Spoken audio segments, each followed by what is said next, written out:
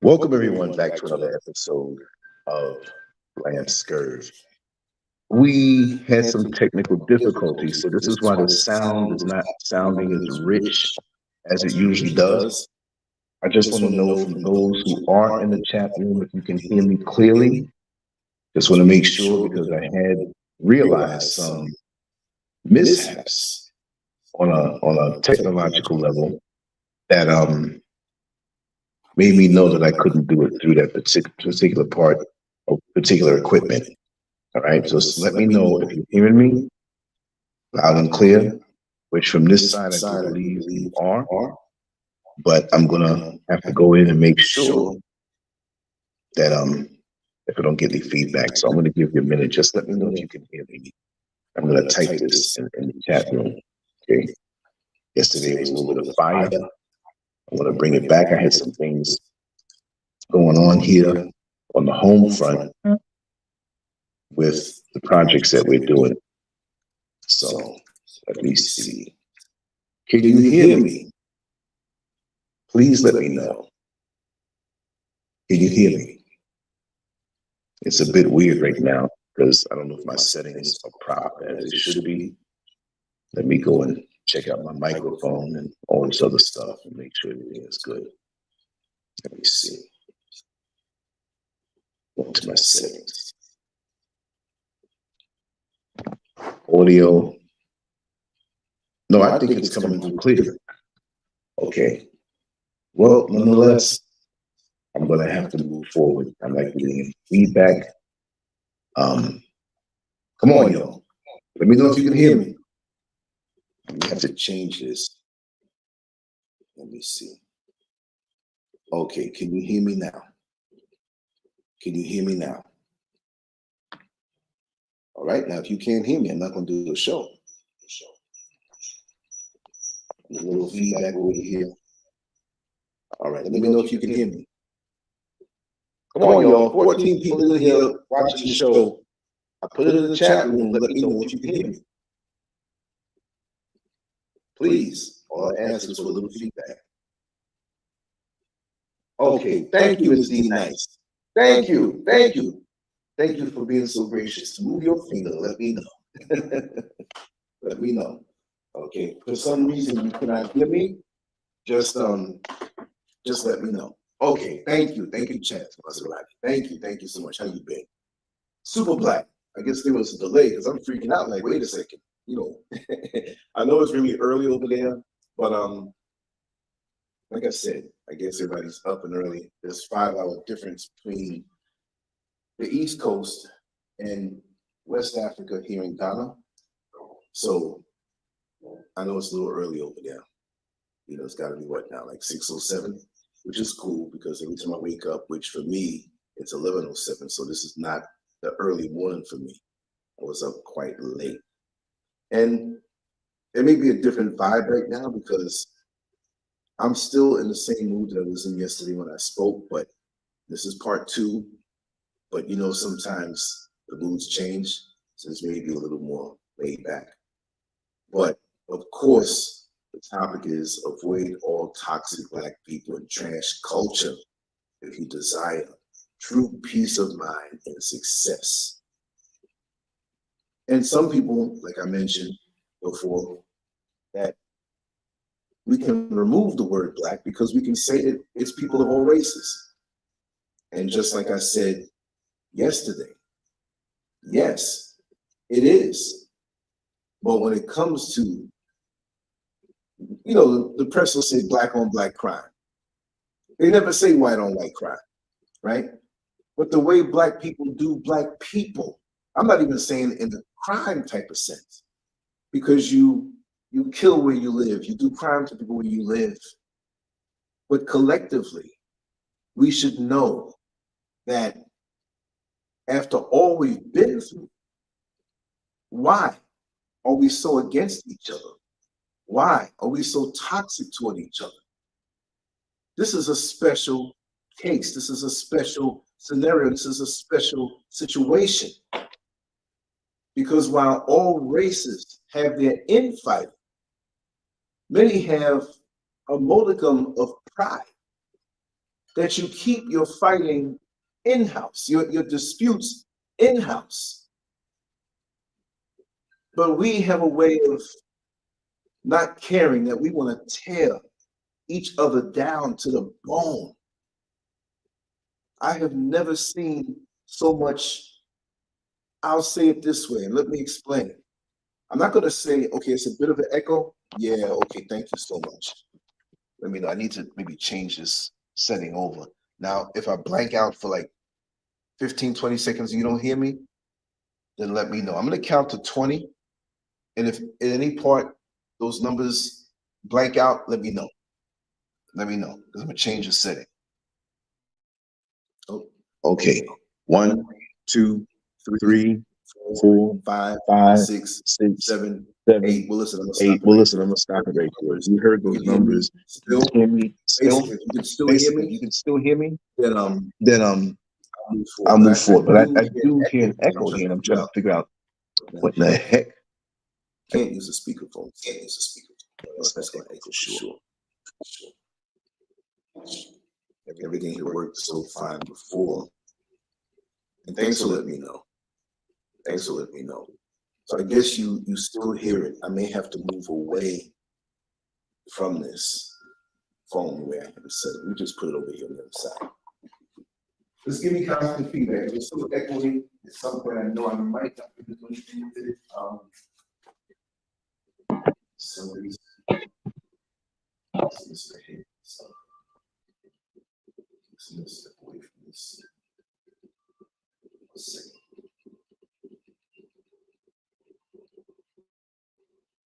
Should be back in.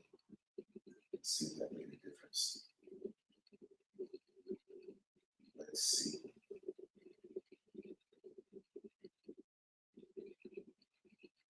Okay, I actually fell off and came back. So if you hear me later, that happened on the scene.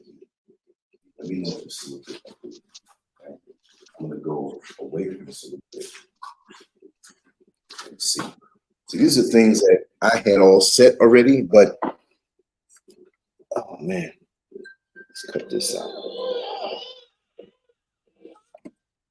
Okay, let me cut this off. Maybe that may have had a hand in it somehow. Yeah, I think it did. It should, the echo should be gone right now.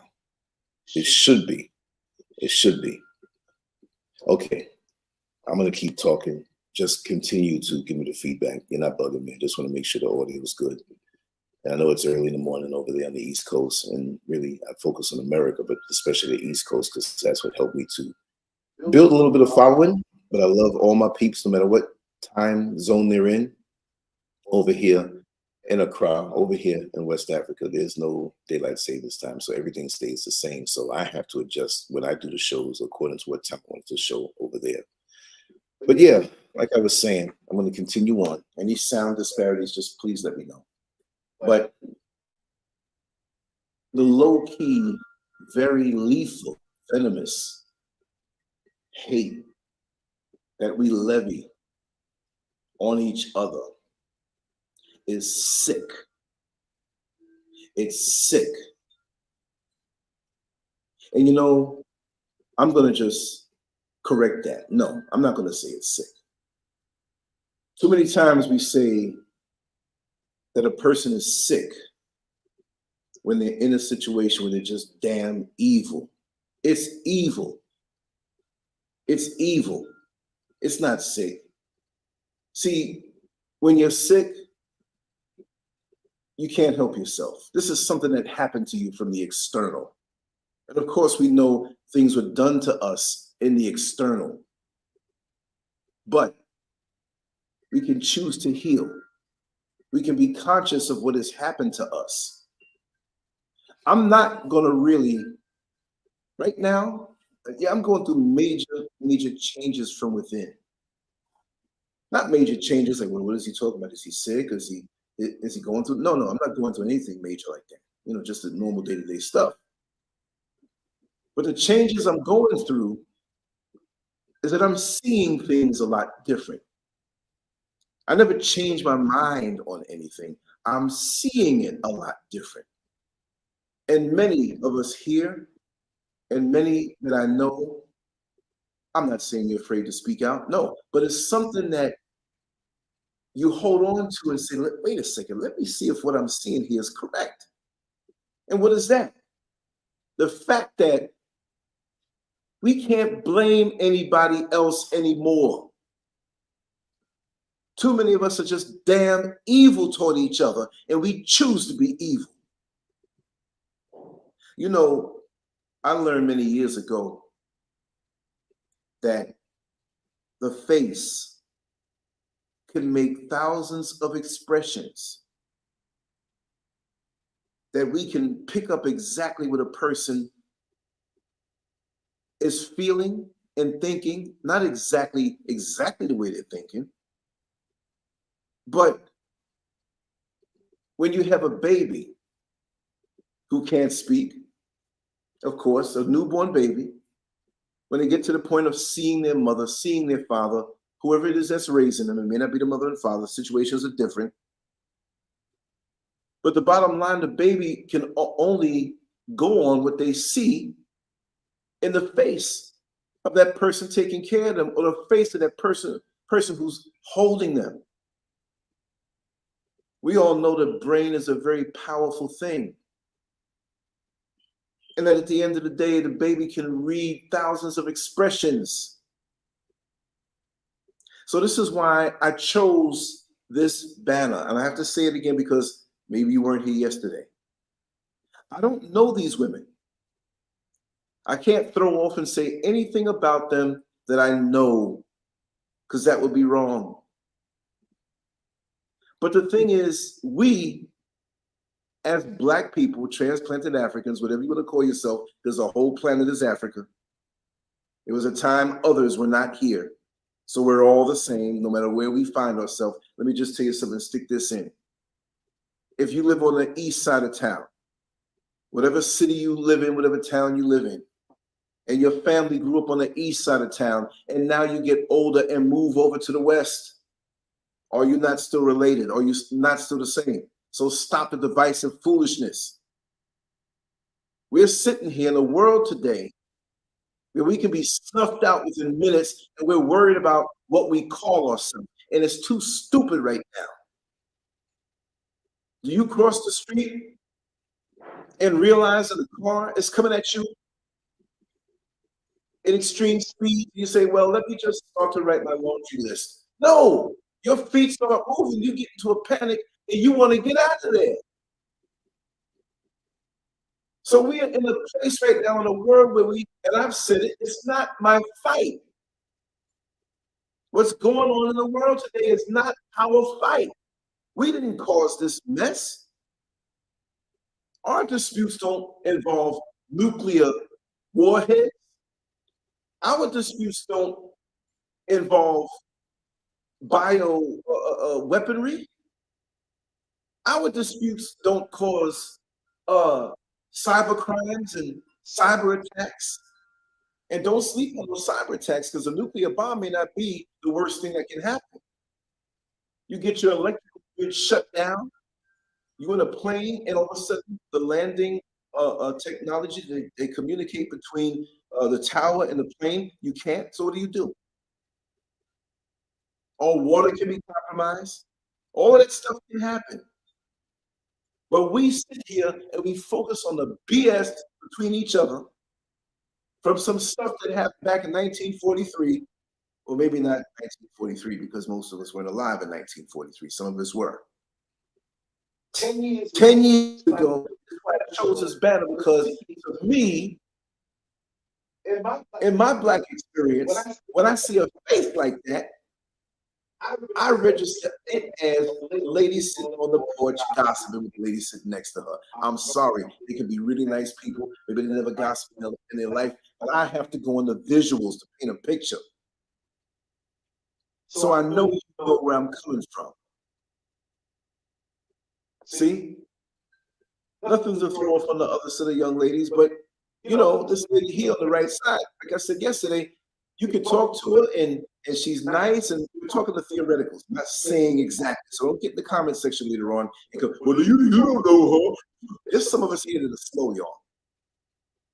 And this is why sometimes, and I say this in a condescending way, some of us black people, when you explain something to them, you gotta be in retard mode. But if somebody else can say something real quick, they get it. You ever talk to somebody and they refuse to understand? You explain a situation where a rock can understand it. And they sit there, and you know they understand it, but they want to give you a difficult time. And they're looking at you in a way like, I'm going to give you a difficult time. I'm going to refuse to understand this. This could be on a job, customer service with the public. They know you on your job, and they want to twist your arm to make the situation.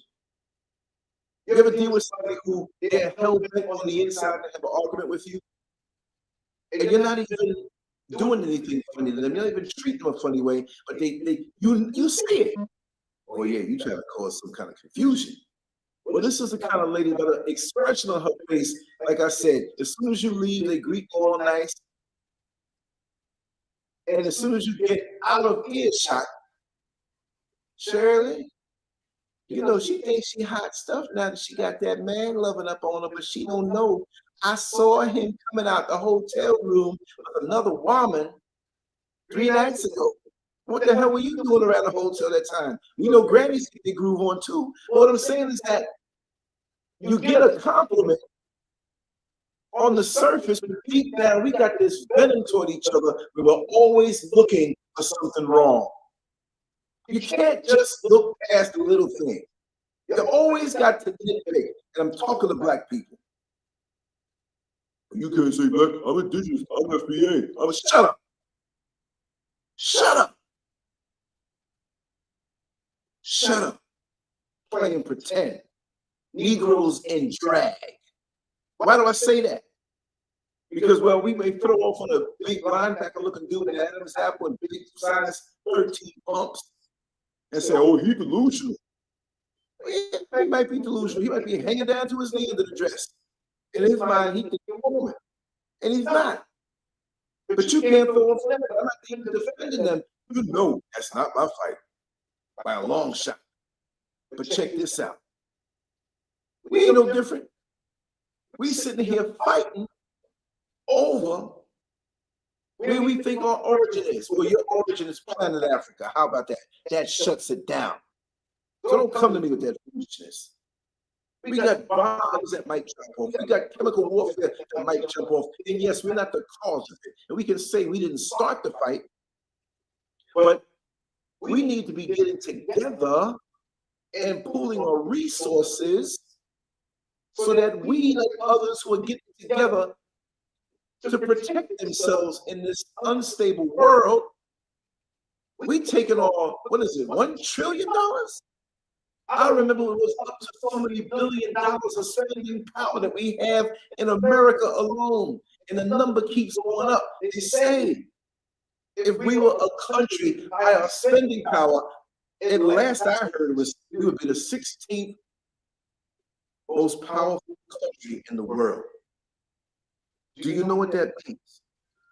Now I know that things fluctuate. Little countries are being born and things change. The number goes up and goes down. But maybe I'm wrong, and correct me on this if you know better. I'm going to ask for your help. But I heard at last count that there were over 200 countries in the world. See, every country is not as big as America or big as Russia or big, but you have little countries out there. But it's not about the size. The point that I'm trying to make is that black people in America, the money that you spend, I don't know how that money is allocated. I'm not going to break that down. I'm talking overall. You're going to wake it up. Some of your wiping out your eye, brushing your teeth, sitting on the toilet, whatever it may be. This is a general statistic. If, and I'm saying if, there were 204 countries in the world, number 16 is up near the top. That's top 20. So you mean if number 16, and there are 204 countries in the world. Maybe I'm wrong. 202, maybe it's up to 199. So that means there are 204 There's 188 countries behind this as far as spending power. So you mean if all of us decided to get together and go to a smaller, weaker country, right? Then we can dominate. And we all, I know I'm fantasizing right now, right? This is racial unity born. I'm talking about. I'm fantasizing. I'm mentally masturbating right now. It's something that is not real, but in my mind, I'm going to say it real right now, and I'm going to have a mindgasm because if this can happen, how mighty we would be. If we can physically all migrate to a country, right? That's going to be near the equator because that's where we belong, right? And go there with more money. It's not that simple now, right? I'm just making this up. And we would be the 16th most powerful country in the world. Do you know what that means? That if we pool all of our resources, not just financially, but all of our talents that we have, that we support everybody else's system. You tell me, any area of expertise in this world, no matter what the country, where it is. I don't care if you go to the North Pole, the South Pole. I don't care if it's launching a missile or a spaceship. I don't care if it's going down to the depths of the ocean. Whatever area of expertise there is in the world, we are there. Now they may make some stuff up for a time where we're not there. When you give it time, we're going to be there. And guess what? We are going to master that area of expertise. But yes, you're right. Mike Fuller. I know you use the number 1 for the I, but I'm just going to say Mike Fuller because that's what it means. You're right. We put this on the screen. Black people are teenage minded. Teenage minded. Yes, rap music is teenage things. I'm gonna focus on what I'm saying, but that kind of stuck out. Yeah. Oh, I'm gonna also say what I see here. I'm not gonna really be. Is there still an echo? Let me know, because I'm in a really big room right now. Black people are very toxic. That's why there's so much interracial dating amongst the groups because they don't get along. And if we can move in a cohesive manner, oh my God, pull all our money together. Realize we don't have no friends. You laying with that woman that don't look like you, brother. What you expect to get from her? How are you gonna put a Toyota engine in a Rolls Royce and expect it to work? You can put adapters and make things work, but it's artificial. Look, I'm out here in West Africa, and our sisters in America are beautiful. But because when you go out to the country areas, so because you got people that don't take care of themselves. But if you were to see the naturally beautiful sisters that are out here, inside and out, and by no means put down. And I want to explain, I'm gonna get right back on point. Because now I'm in red mode. Anything's not gonna come out of my mouth right now. And I wasn't really feeling the same energy when I woke up this morning. You know, there are people that I know that are down, I talk with them.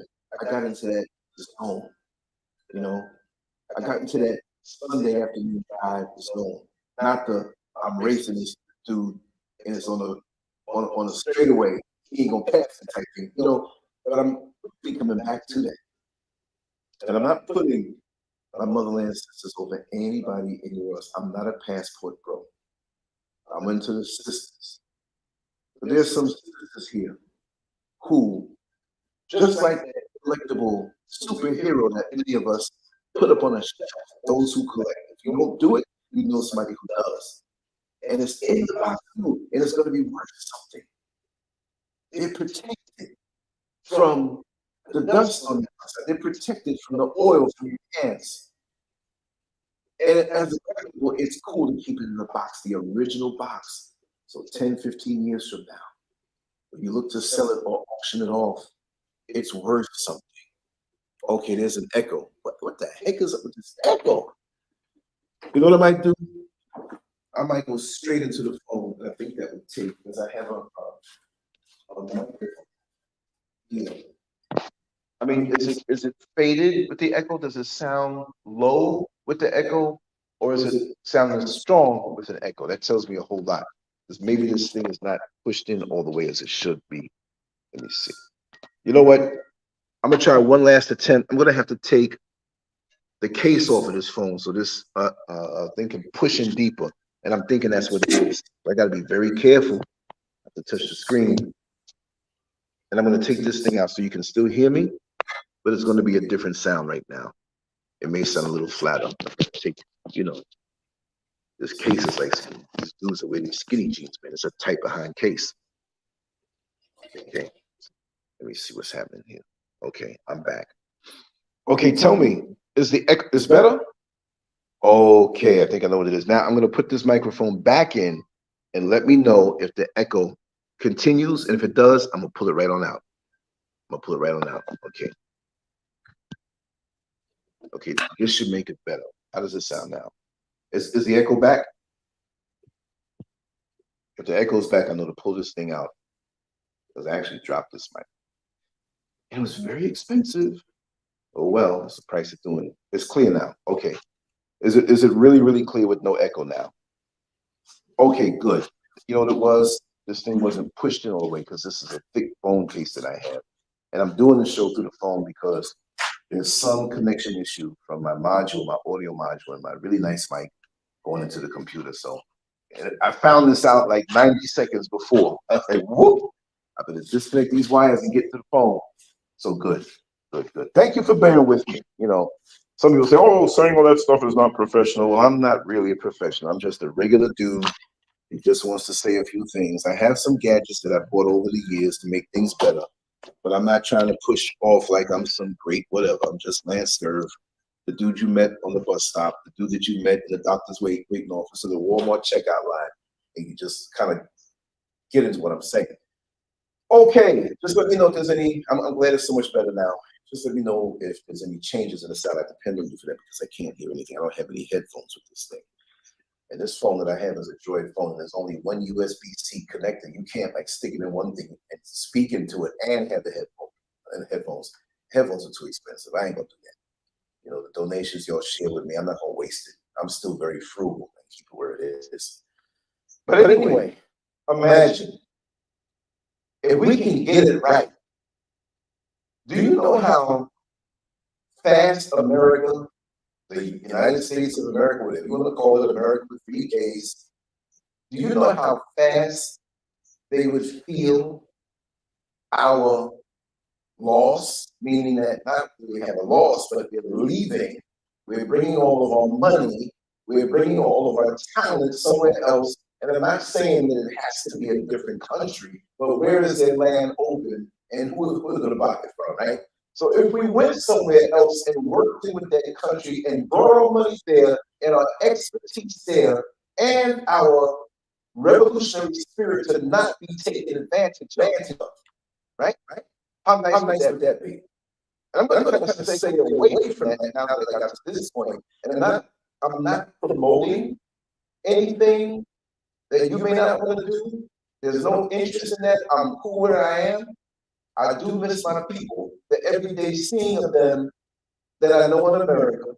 And it makes it so much easier to, on that part of living, to be here away from those who I love, that, like my good friend that I grew up with.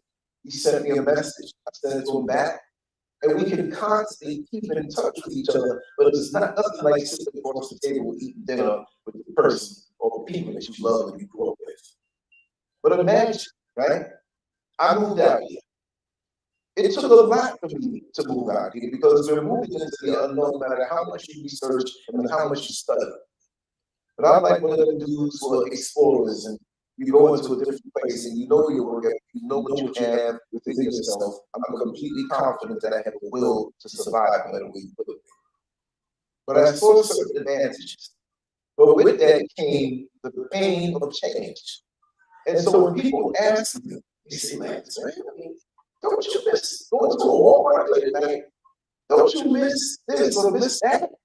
You know, those are African people, and we come from the same root, but we get different branch from them. They speak in a different language. You don't know nobody over there really, and all that stuff, right?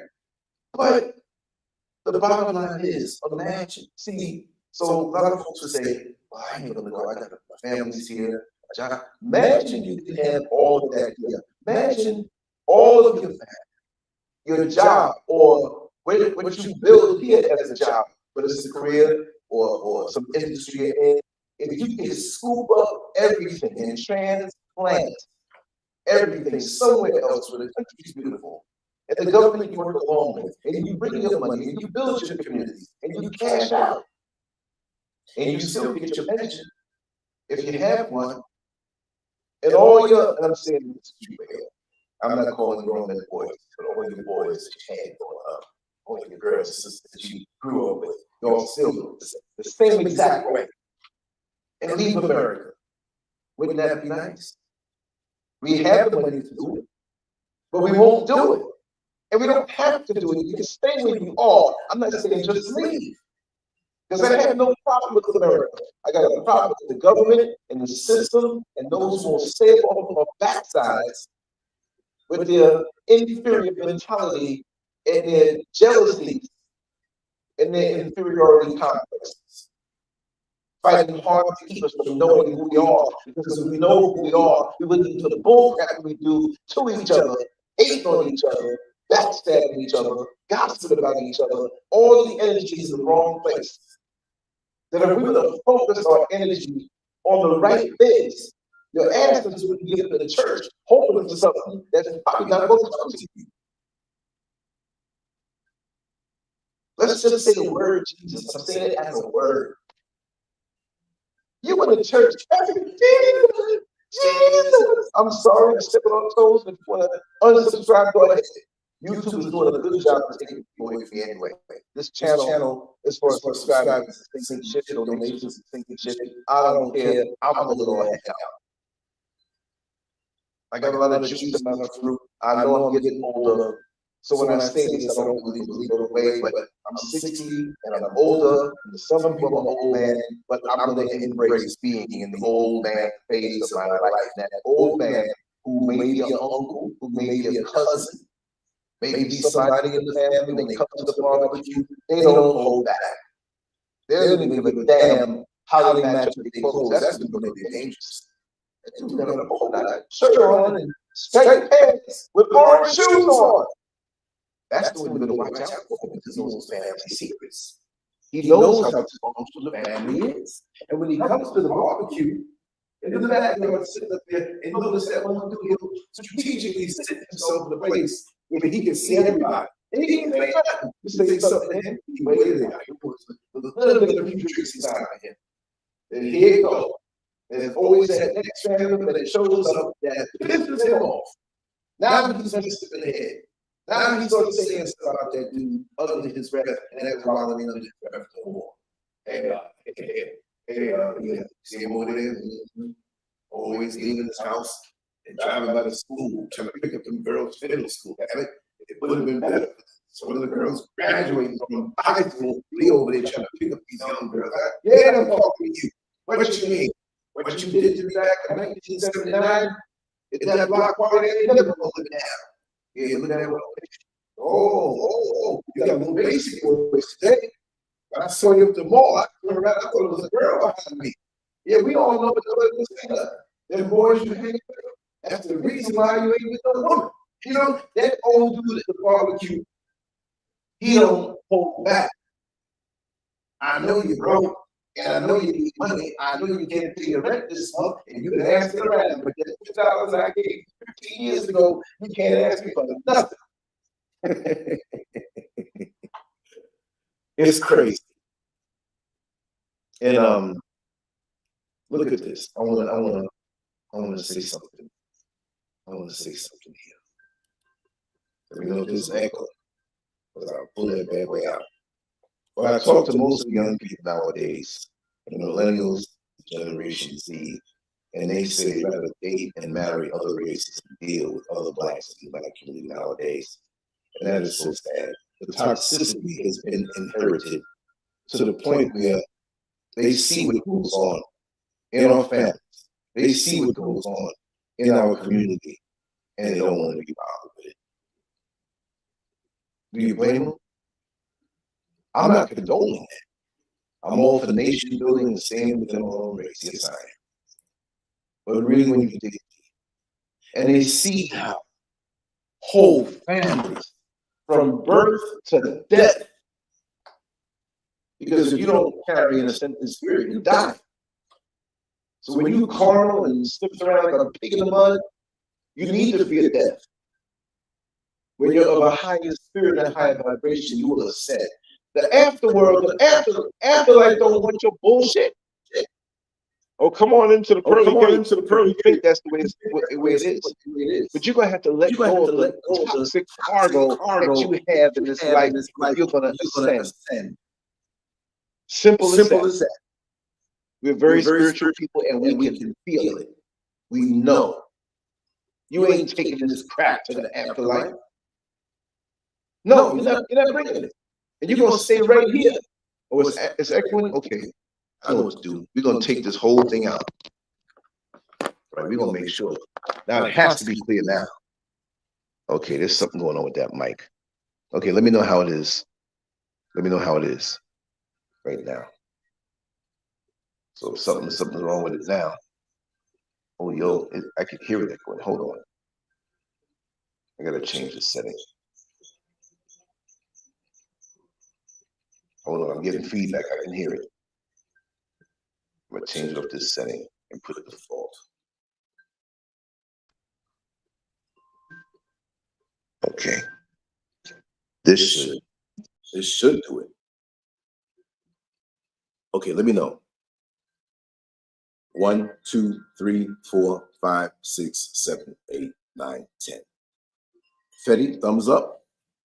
Good. This is a damn shame. This mic better not be messing up on me.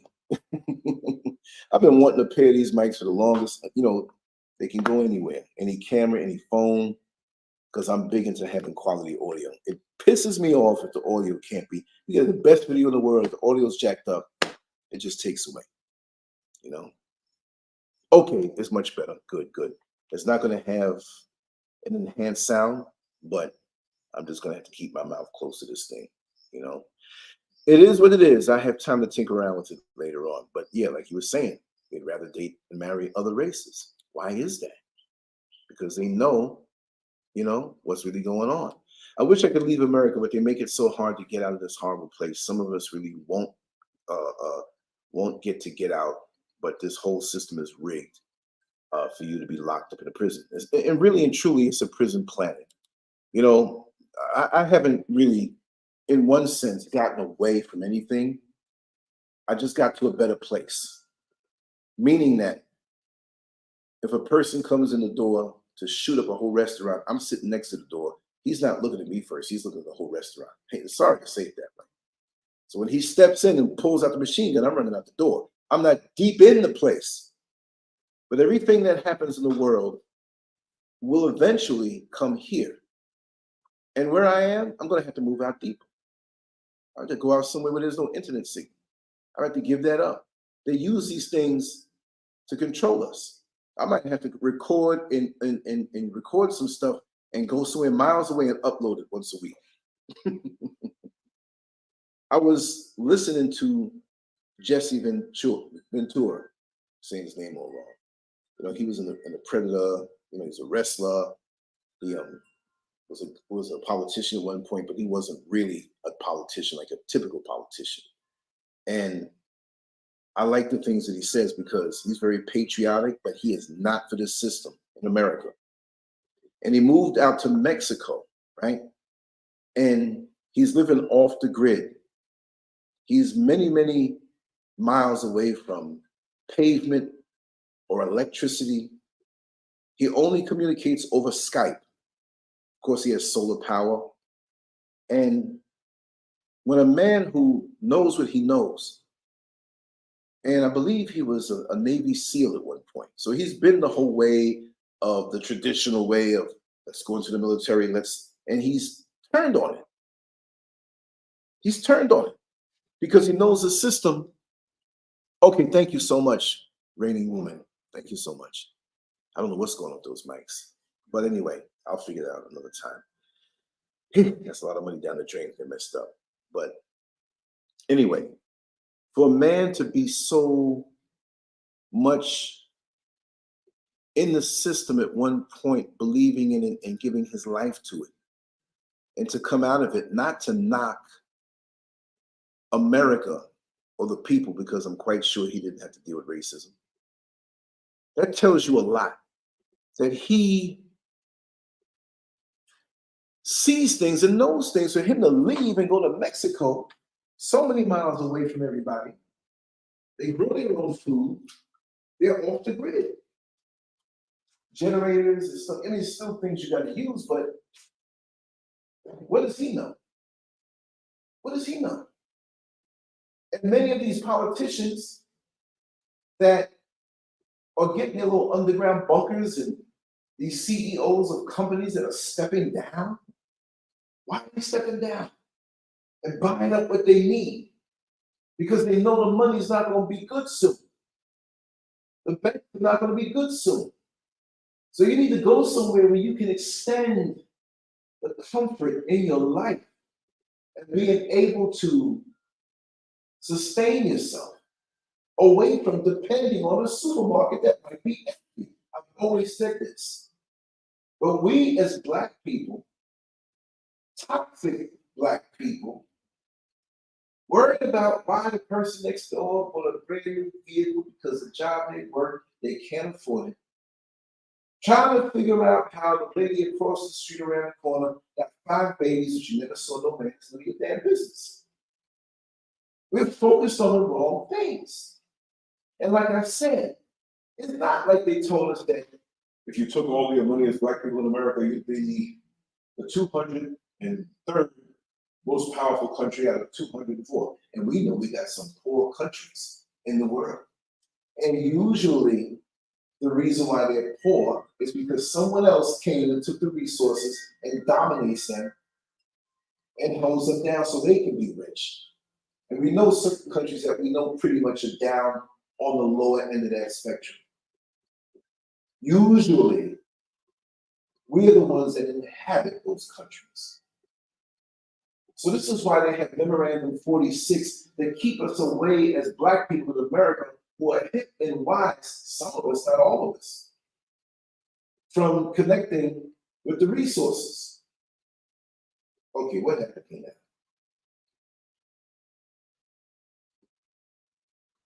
I touched the phone by mistake. And this thing is too sensitive. This is.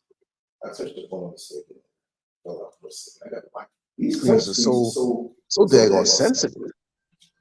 I mean, and here I am echoing again. I can hear it now. What the heck is going on with the show today? Let me go into the settings again. Audio, default. All right. It was good that time. I just heard some echo. Everything messed up. The show goes on. Because I have to record myself and put it up. But I noticed a lot of weird things happening with shows and stuff. So, okay,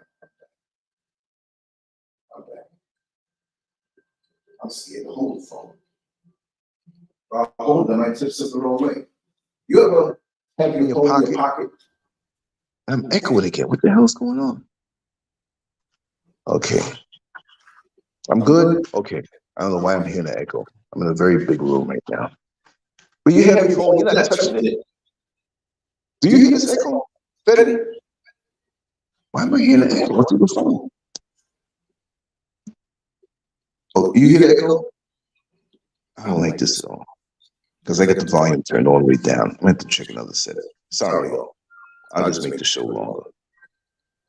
I'll just make it long. We go to settings, audio, Okay, let's just see. It has echo cancellation. We take this off. Mic volume. We turn it up. Still got something going on here. Headset, earpiece, which I don't have.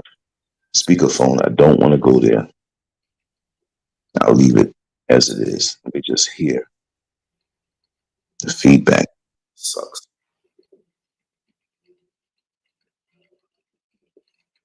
This is weird what's happening today.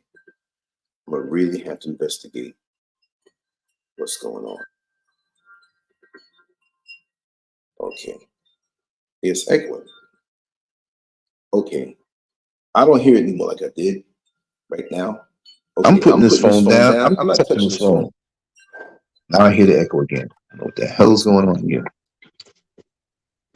Well, if you don't hear it as good, then we good. I'm not touching this phone. If it's good for you, I hear a little echo, but if it's good for you, it's good for me. As long as you all are all right. Let me just see what it really is. I did not know what, I mean, there's nothing connected to this phone. It should just be good as it is. But I'm going to continue on. And this is distracting me. Okay, it's better? Okay, good. I don't want to put my hand, I'm going to put this up on a stand so it's close to my face. That's all. I have it flat on the table. We'll rock this way. So if it's a ghost in the phone or something they're doing to mess with it, then it is what it is. I will charge this up a little bit. Yes, so this being said, if we were to pool our resources together, we would be so powerful. But it's our evil antics against each other. And of course, the self-hate that was taught to us and beat into us. Yes, I can blame that external, but we're running with it now. And we're too dumb to see that we're running with it now. That one who put it in us is sitting to the side, sipping on a cold glass of lemonade, snacking on something, saying, hey, we did a wonderful job. We don't have to worry about them anymore being a threat to our stronghold over the planet. And they will thank us for doing so because they don't have the mind, the focus, the drive to want to do anything else because they believe that we are the gods. Because through religion, we have convinced them of that. For them to look at something or for something externally, outside of themselves. So they're looking up, but everything is right here underfoot in the earth and inside of them. But they're looking for it somewhere else. One night I was so tired and I lost my glasses. I usually wear glasses and I got to get another pair of glasses, but I do well without them and my eyes are pretty good now. Maybe because I'm in a natural environment. But I was so tired this night, and if you notice, I used to have the glasses on my head, on top of my head. You know, you flip them up and you still have it behind your ears. And it hit me. I was like, I had a moment. I was like, where are my glasses? I can't find my glasses. I tore the whole house up looking for my glasses. And I happened to be standing in front of a mirror. And I looked in the mirror and saw the glasses on my head. There was nobody in the house. And I just had to look at myself in the eye and ask myself, how stupid can you be? Now, I know I'm not stupid, but distracted. And so many of us are walking around in that state of mind, distracted, caught up in everything else, more so than the things that we should feel is important. Because, and I always say it, and I'm not putting any race above us. But whenever you have countries that get a hold of technology, they get spies to go over the other ones to find out what they're doing. I'm not really into the whole car thing in America, but I used to love to read Motor Trend magazine and Car and Driver every now and then. If you don't know, back in the day, growing up, I used to love to go to Manhattan, and they had the big newsstands, and they had the magazines fresh off the press. I even love the smell of it. So I always got bodybuilding magazines, boxing magazines, because I was always into bodybuilding, of course, back then, and boxing, which I still love it now, right? And then I would always get, and I would go out there and buy like sometimes 10, 15, and sometimes 20 magazines and spend my little hard-earned money on that because I love to read. But I would also get something to read that was out of my core interest, because I know that I couldn't stay in one thing, right, and grow.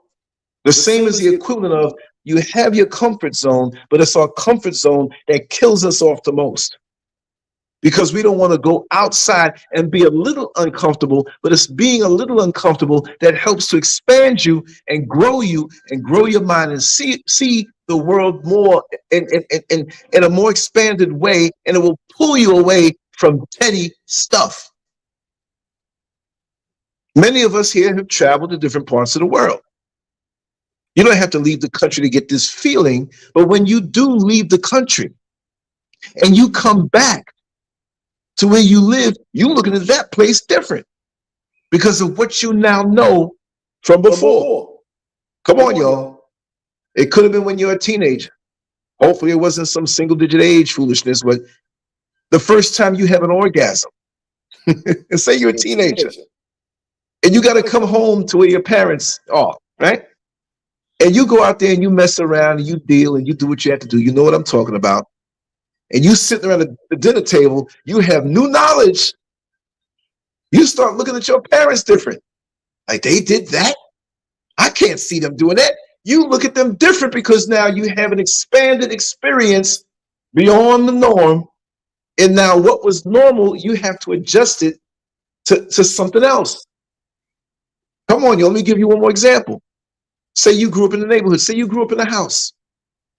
And even if you didn't grow up in a house, you had friends who had a house. You're a young teenager. And you move out of that city. And you don't go back for quite a long time. You might have lived there when you were a single-digit ages, a tween or a teen. And now you're 40. And you go back. And you say, I'm not here. My family don't own that house no more. But let me drive down that street where I used to grow up. I know everybody moved away. Some people died. Maybe there might be one person. You always find that one person like, damn, they look old now. And that's all that's there. You talk to them and they tell you all the changes that went on in that neighborhood. And guess what? You see the house that you grew up in, that either you grew up in it or it might have been a friend's house. Don't that house look small? Don't it look tiny? The whole world in front of that house when you were much younger was your universe. It was your world. But as you got older, you know, you had to stay in the backyard at one point. You had to stay in the front yard. And then you were allowed to ride your tricycle maybe when your parents were outside down the sidewalk, but only but for so far. Then you got a bicycle. Then you got older. Then you were allowed to ride the street. Now you're going around the corner 4 or 5 blocks away. You getting around on your bicycle. Then you get a car. Then you start traveling. You go to school. Maybe you go to school in a different state. Maybe you go with friends on a cruise, or you start to expand your world. Black people have become so stagnant that how can we require greatness out of them when their mind is so narrow-minded, limited. They worry about petty ass gossip. And even when you have a limited mind and you move somewhere else, you bring those limitations of your thinking to where you move now. So you can leave America all you want. You can leave Canada all you want. You can leave Jamaica all you want. You can leave Costa Rica. You can leave all you want. But if you bring a limited mindset with you, you are still going to be shackled and handcuffed mentally. And you won't be able to do anything anymore because you can't blame the system then. You're physically free, but your mind is still trapped on the BS, the toxic BS that you always had that you didn't take a purge from. You can tell somebody who's eating bad when they pass gas, man, even the roaches die. It's like, yo, bro, you stink.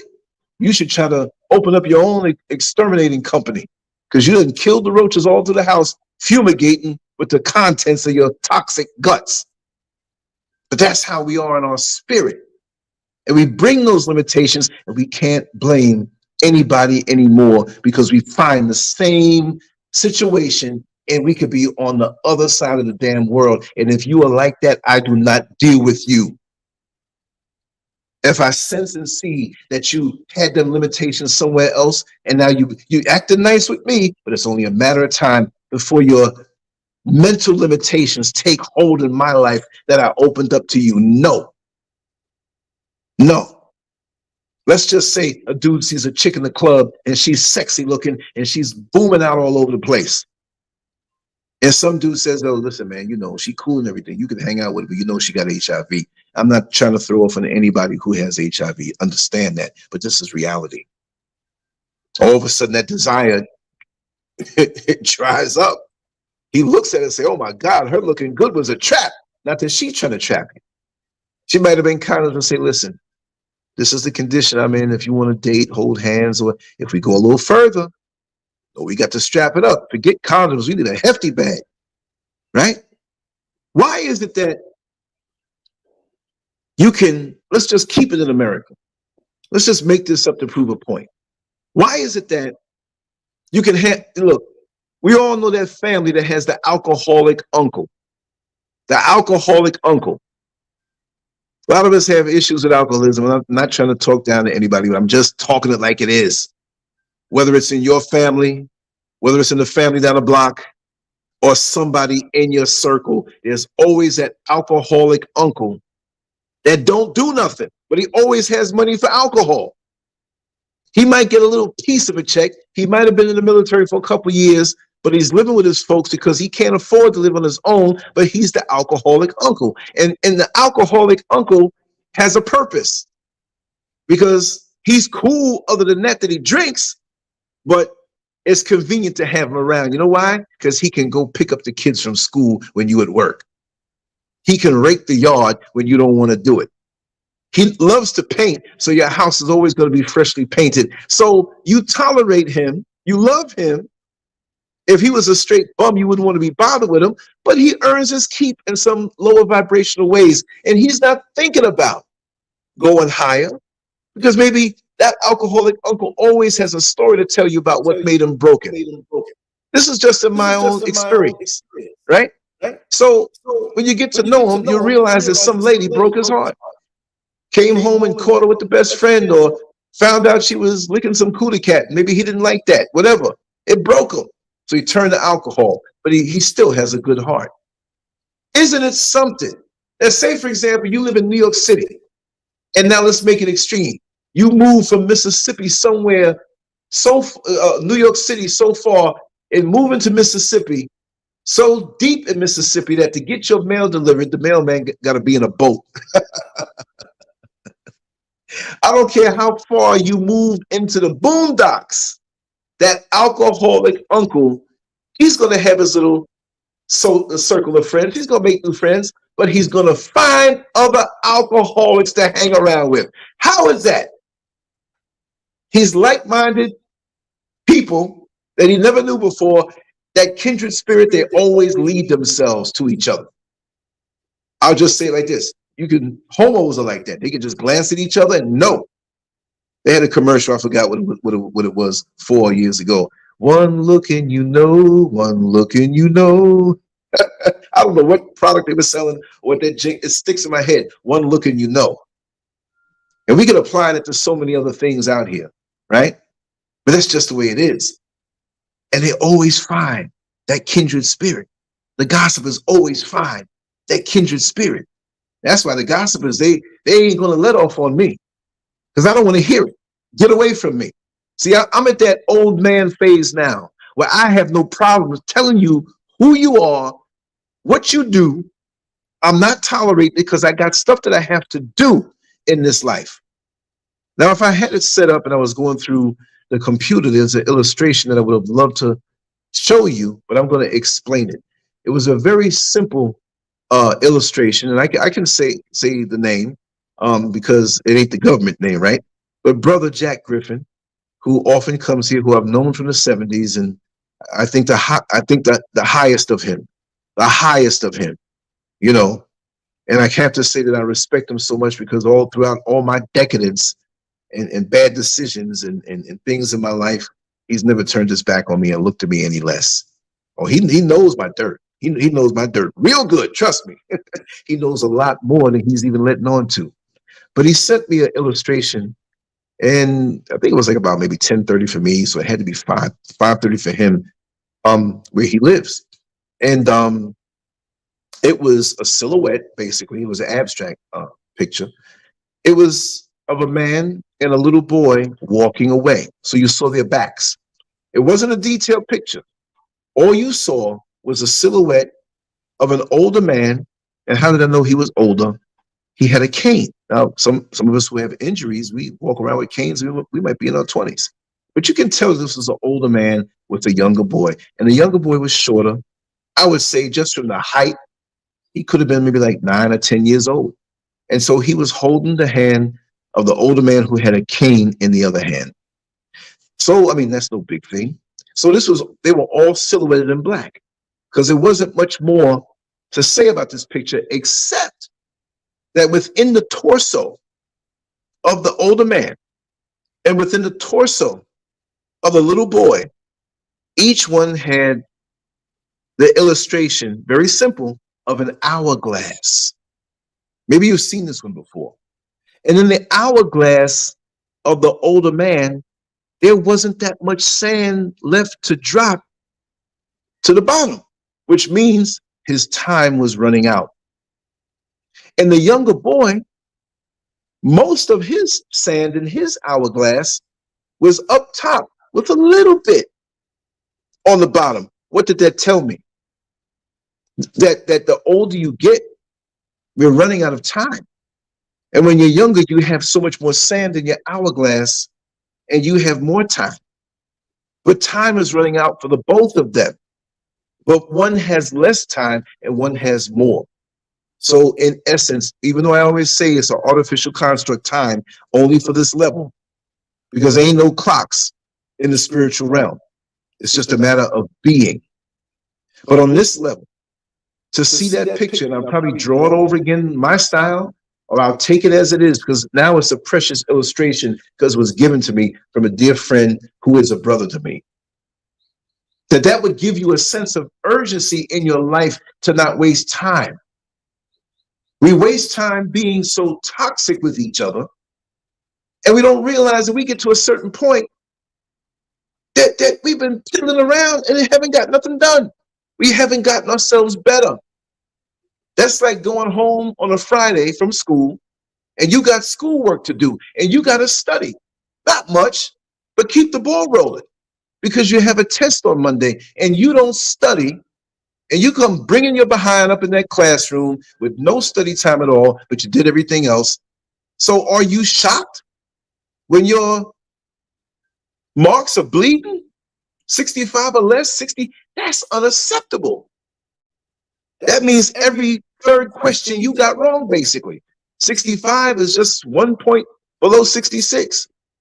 Isn't it something? They try to say that we're 3/5 of a human being, but at the same time, that's even a higher number. Well, no, it's not a higher number. That's 60. But at the same time, we're satisfied with just passing. 65. A little more than 3/5 of the daggone test. What low standards. So now a lot of us who are just happy with getting by, with passing, we're basically thinking on the 3/5 level. And we accept this. And we strive just to pass. No, I want to make it where I'm not even getting 100. And I nixed that test so good that when you see me every time, you just give me 100 because you know I'm always ready. Doesn't mean you have to be a hardcore, anal retentive perfectionist. No. But strive higher. You were made to go higher. And these people are a big waste of damn time. And they'll waste yours too. So we have to avoid these people at all costs. And I jotted down some thoughts. And I still want to get to the trash culture part. But here it is, my thoughts. Maintaining a progressive and goal-oriented life often involves surrounding yourself with supportive and productive individuals. So take those two words, supportive and productive. How many people around you are supportive of what you do that is productive? See, we can get support for all kind of decadence, but we're not going to get support for doing the right thing to ascend in our lives, which will eventually affect the lives of those around us. You see what I mean? We got all kind of tricks that we support people in doing. Brother man grew up with a brother, right? They grown now. One of the guys there, he has a wife, but he got a girlfriend on the side. So the other brother, who says he respects him, says, hey man, if your woman call you, just say you with me. If anything, and when you come back, we'll get the story together so we can circumvent her being suspicious, right? Or give me your phone. Hopefully she won't call it, but if she does, I'll say you ran up in the store or whatever and give me your girlfriend's number. And we can three-way it. So, I mean, all these damn things we'll support. And so when that marriage breaks up, you had a hand in it. Huh? But then if we said, listen, brother, I need 20 people to donate $50 so we can start this business. And I'm going to give you all a business plan to show you, and I'm going to put all of your names legally in this business. And I want your support to help make it flourish so that the $50 that you put in can go more. And over and above, you can draw that money back after the thing. Man, I got rent to pay, man. I got some. And then they're going to be at the club with that roll of money, showing off with rent money, trying to attract the women and spending more, and ended up broke just to get between that woman's legs. But they could not even spend $50 for something that was sensible that you can't lose, because at the end of the day, you can get your $50 back if the business fails. That he put that money up in escrow that is sitting there now, proven to you, legally putting up the papers. And we won't do it. But we'll support decadence. We'll support foolishness. Why is that? Why is that? And when we see someone doing something, I'm not even going to say trying to do it, they doing the damn thing. Instead of getting around them and saying, listen, I have to admire you. I've seen you come up from the dirt with this idea of yours. And yes, you struggled for so many years, but you're putting into this, you're consistent. And now you're over the hump to the point where you're receiving profit. And what I admire about you is that the profit that you receive, you put it back into your business. You bought yourself a new car. But you didn't just buy yourself a new car to style, because you were driving around that old truck. Now you bought a brand new Toyota Corolla. And people are mad that you bought it new.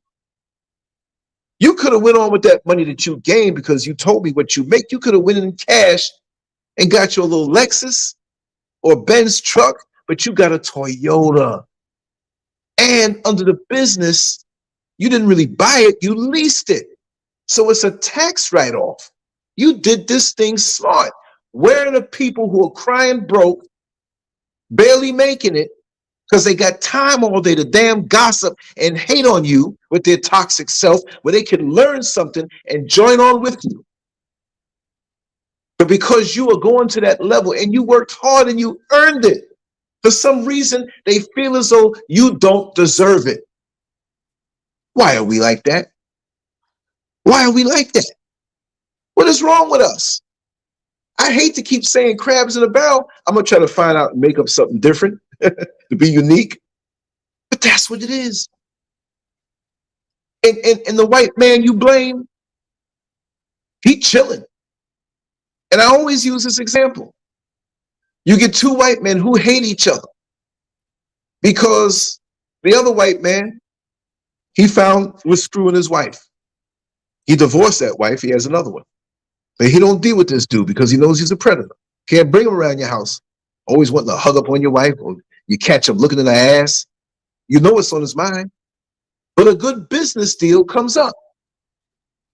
And the guy knows that the guy who screwed his wife, his ex-wife, is very good in a certain industry, a certain business. But an opportunity comes to the man that was done wrong. I'm going to say it like this, and we don't mean all white people, and I'm not exalting anybody. I have to make it black and white, cut and dried, so you can see it, because we know there are different gradients of this. But you got that white man who has done wrong, who has this opportunity to make millions, and he knows the best man is the man who screwed his wife that he don't talk to no more. This is what you hear.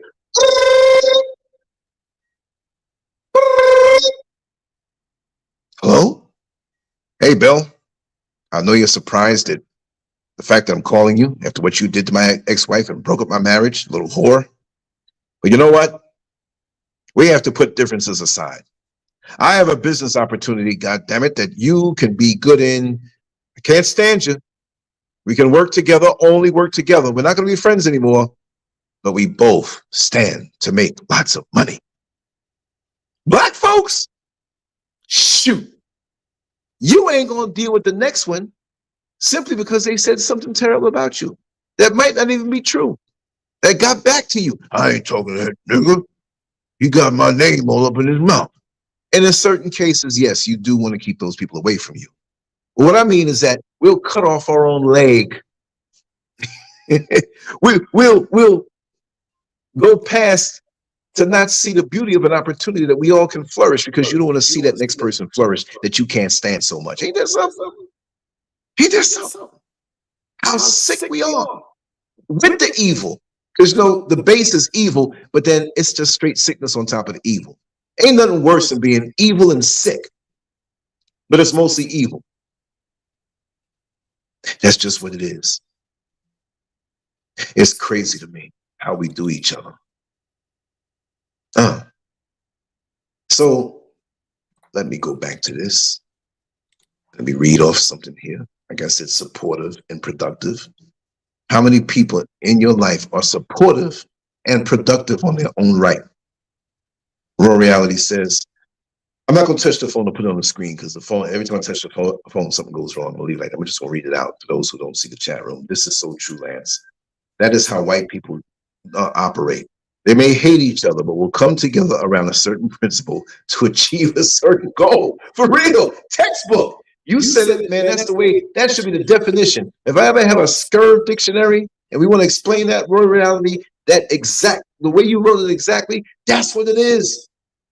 They may hate each other, but will come together around a certain principle to achieve a certain goal. That's how they are. I don't understand it. Why can't we do the same? We have enough money in America alone by what we spend to be the 16th most powerful, largest country in the world out of what I think is about 204 countries. If that ain't stupid. And if this is our track record after all these years, and I was going to say it yesterday, but I had things to attend to. That's why at the hour mark, I kind of cut it short. I want to go in. Hell, I might go in on a third show after this one. That it's not just this type or that type, but all of us are so messed up. I'm sorry. I'm leery now. I'm leery when certain black folks come to me. And I'm not going to go and say I condone what the generation, younger generation said in the comment earlier, where they'd rather marry somebody out of their race or date or do business, whatever have you. I'm not going to say that. This is why we want to jump from the fire into the pan, from the pan into the fire. But all I'm saying is that I got to vet you now. So what I want to say also, of what you may not know, I'm not going to get specific, but could you imagine what I've gone through here online? Could you imagine with the entities and the people who are hungry for attention and people who think like this attention don't get to my head? Y'all think this attention gets to my head? I had enough hugs when I was a child. I had enough attention and energy poured into me. I've done things long before the internet came into being, as we know it, that got me a lot of attention. So there ain't no ego here. I'm saturated with attention. I want to do the work. I want to be involved in something other than an ego grab, other than clout chasing. Who the hell cares if you get more followers than me? Who the hell cares if I get more likes than you? This imaginary dynamic set up to distract us away from each other because it attaches that thing to narcissistic people who have huge egos, and now we're chasing something that doesn't exist. This is why I can't talk about anything other than real life. I cannot get a costume. I want to be the one who is the prophet. I want to be the one who is the leader. Let me go now. And these people got some terrible lives and terrible things that are happening in life, and they're fraudulent. You know how many fraudulent? Listen, if I called out, see, from my positioning on social media, and the people I know that don't want the world to know that they know me, I'm not saying I'm important, but they're people in some pretty high places in media that are black, that meet with me, like the married dude who meets with the married with the single woman because he having an affair. That's the way it is with me. Not that there's anything sexual going on. What I'm saying is that our relationship must be kept in secret, and they tell me things. They tell me things. They reveal things to me. And it ain't gossip. It's like, listen, brother, you deal with this one, but be very leery on this level and keep this other part of your existence to yourself because they got loose lips or whatever. And the people that come to me, the quacks that come to me, and they sound convincing, but they're nutcases. I can't say this publicly. I'm not going to disrespect somebody that you may respect, but I know what they are. And I don't say that in a condescending way. So while you know black people in real life, face to face and stuff, and you get online, and all of us have tasted it, because most of us have Facebook pages and YouTube accounts and Instagram accounts, and you find certain things out. But me doing this all these years, I've been doing this before YouTube was in existence, and I was catching it back then. The egos and the people. I don't like this one, and this one. Oh, I think she trying to get next to Lance. I think she want to give Lance some cooter cat. So we gonna team up on this one and act funny with this one, but we gonna try to act nice to Lance. Who am I? Am I some billionaire? I'm scared every time I look at my bank account. I hope nothing came out of it that ain't supposed to make it bounce and to go into overdraft protection. We've all been there sometimes. And occasionally things time out wrong. But I remember there's certain times in my struggle when I was struggling that overdraft protection became part of my budget. I only got $22 in my account, and I hope nothing comes out too quick. But I got to do some food shopping, and I'm going to spend that $500. I'll keep 22 left in there. And hopefully in 3 days, I can put that money back. We all go through it on some level. And that's how we begin to master certain things. You see? But it's crazy how it is and how we have to navigate. But like I said, I have to vet everybody. You cannot come to me with the black talk unless I know you. You just can't come talking pro-black and I'm gonna latch onto you because that's how they do me. They used to do me with that all the time. You know? Like when they used to ego stroke young black men or older black men back in the day after slavery when you had to pay somebody something to do something. Hey, you Negro, come over here. I was telling my friend that you so strong you can lift all those boxes over there and bring it over to the other side of the yard. And he said, no, you can't. And I said, I know you're strong. Manipulating us. Yeah, I'm a proof. I can do it. And lift it over all the way to the other side. And they throw you a couple dollars far less than what. And you proud that you proved it wrong. Proved the other guy wrong. And you huffing and puffing. And they played you. Telling these women you love them. Baby, I love you. I'm going to be with you forever. Oh, I love you. You're the perfect woman for me. Oh, you're the best. Oh, you're this. Until you get up in there when you talk about, oh, you're the best. Oh, you're this and that. And you drop that load and you're gone, never to be seen again. They're so damn deceptive. We know exactly what we have in our mind when we get around certain people, and most of us don't even understand that. We know. If we can read minds, it'll be very scary. You got women, brothers, and I'm not throwing off on women. You got women who are so angry that now they didn't find their Mr. Right.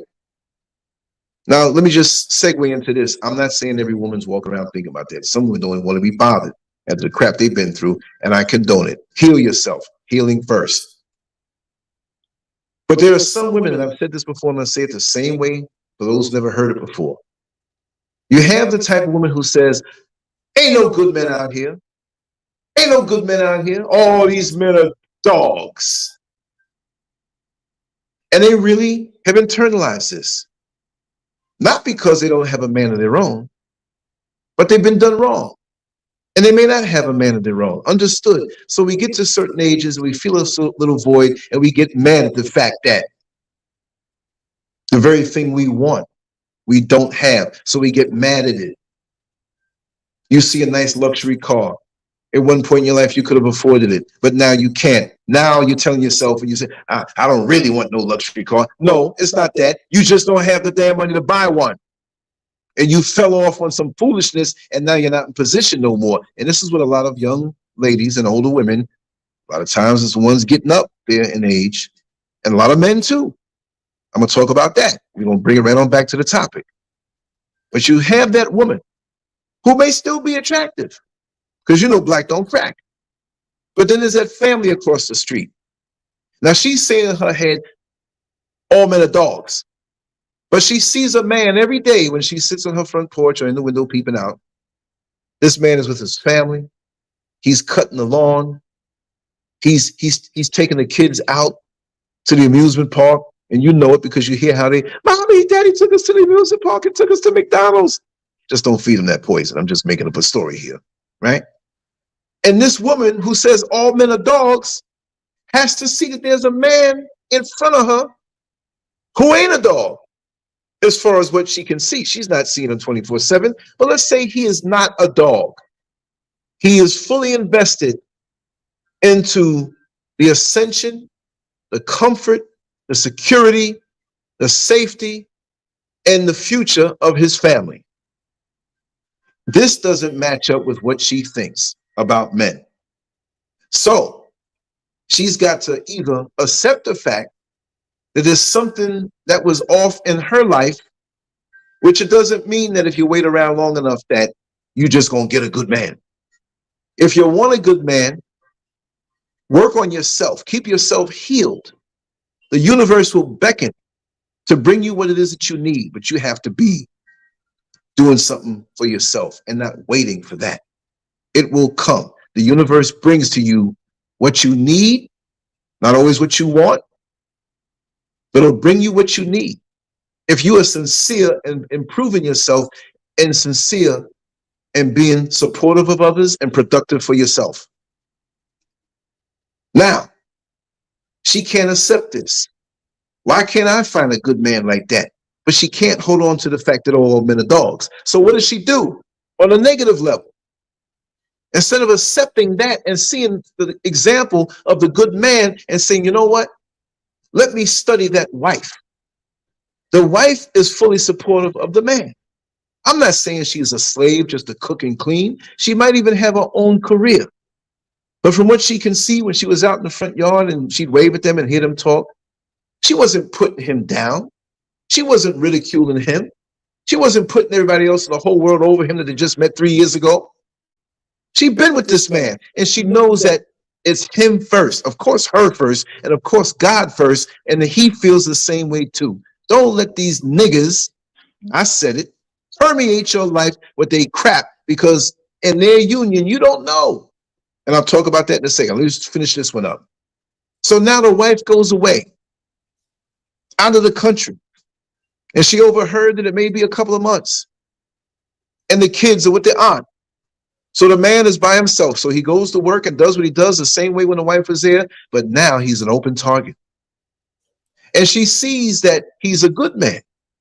And she knows this, but she still wants to believe that all men are dogs, because if she doesn't believe this, that means she's going to have to take some accountability in her thinking and alter her thinking, which she does not want to do. So what does she do? The man's out there cutting the lawn, walks down the side of the house and comes back out. She knows the routine, and then he's going to go do the backyard. So she goes out there, wasn't planning on doing nothing in her yard, which is a little unkempt and should have been worked on, but she's too busy looking out the window and watching the gossip websites, not being productive. Remember the word productive and supportive. So she goes out there. Now, you know, women have their clothes in their wardrobe, and sometimes they put on a little weight. With our sisters, they can put on a little weight and maybe in the right places, and black men ain't gonna say, oh, you're an inch over in your waistline. No, they looking at something else, and they thinking more to love. And you come out there with an outfit that you haven't worn in 10 years, a skirt. Now you expanded in your hips, so the skirt that was above your knee is halfway up your knee, and all of a sudden you want to start bending over. And why is it that when these types start bending over, they turn their backside to the man that can see the back, that can see their backside? You know what you're doing. He glanced at you and waved, as he does all the time when his wife is there, but now you come up with a problem. And now you have a top that's too tight to hold the girls in. The boobies are popping out. Areolas are looking like Oreo cookies. And you know, when most men see that, their mouths start salivating like it's an Oreo cookie. So you come across the street because you need help with a tool that you have that you say is not working properly. But you want to really get over there across the street because of all the kids he has. You know that he has a tool that's working real good and proper. And it's not necessarily that you want that. You want an indication that he's going to look at you a certain way, maybe try to hit on you, talk with double speak, where he says something to you that lets you know that he's down for something to happen since his wife is gone. And really and truly, that's all she wants. Why? So she can turn around and be happy in the fact that she can say all men are dogs. You see what I mean? So these married dudes out here, right? And we're talking about the evil, toxic things that black people do. We can get this. I can give you examples all day long because I done been through it. I become a master at this. If they ever have a degree in human nature, I'm not bragging, but they need to give me the first one without even having to study. Because all my life I have studied. I'm like that mechanic that hears you drive up and you don't know what the hell that noise is, and I know it because I've dealt with it time and time again. I'm the kind of person that can get around you and feel you. Much less when you done did stuff and you trying to rearrange your stripes like it ain't like that, and I know exactly what it is, and you wonder why I ban you from being around me. I don't have the time. I'm becoming that older man who has an hourglass where there's more sand in the bottom and less up top, and I know it. Rest in peace, Michael Hamer. Brother called me like 3 weeks ago. Hey, Lance, brother, you know, we got to do another show. It's been a while. I'm like, man, I'm ready here for you anytime. You call me anytime. If I'm sleeping, I'll get up and record it. Just hang up when you're done. When I have somebody in my life, in my inner circle, who has such knowledge and wisdom, it's not about what I'm doing. I have to stop what I'm doing. And many times I've been busy when I have people call in that want to record something, but I stop what I'm doing and I accommodate them because I know the hourglass is dripping sand. I know that even when we get to certain ages, there's more sand in the bottom than there is in the top. So what am I gonna do? Oh no, I gotta sleep, man. I'm tired, man. If I did that, half the stuff that's out there that you enjoy, that's even from other people. It's not about me. I got tons of stuff from other people that you enjoy. Am I mad at that? No, I'm happy to share the people that come into my life. I could have kept a Michael Hamer to myself, right? I could have kept a Neil Frazier to myself.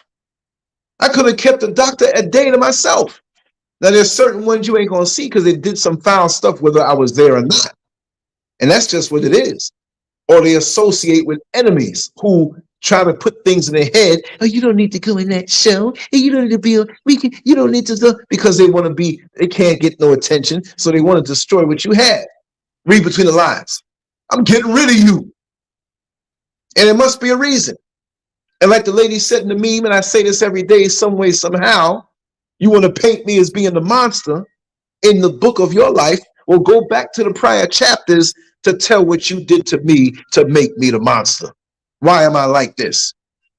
There's got to be a reason. I didn't just get up and start treating people bad.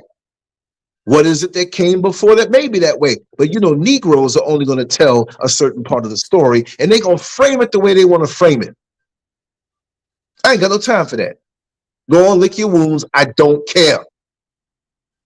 There's less sand in the top of my hourglass than there is in the bottom. And I got things inside of me to do, and I think I really don't have as much time to get it out in the time that I have remaining. So we say, well, we'll live to 120 years, Lance. You double your age, you'll be 120. That'd be nice, but I'll be a scary looking sight. And will I have all my faculties? You got to do what you got to do now, and you cannot waste your time. You cannot waste a day, an hour, a minute, or a second around people who are not going to be supportive and productive in their own life. You know, one of my words favorite is incrementally, surgical precision. I say these things to keep me focused. I say these things to keep a big task from seeming to be something that is overwhelming. So if I say incrementally, I take it piece by piece so I can defeat the mountain in front of me.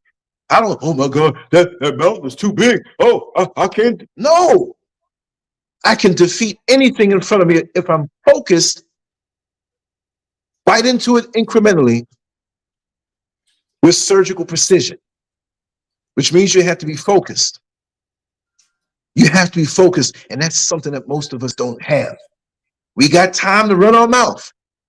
But what is your mission for the day? You tell me what your mission statement is 5 years from now, 1 year, but what is it today?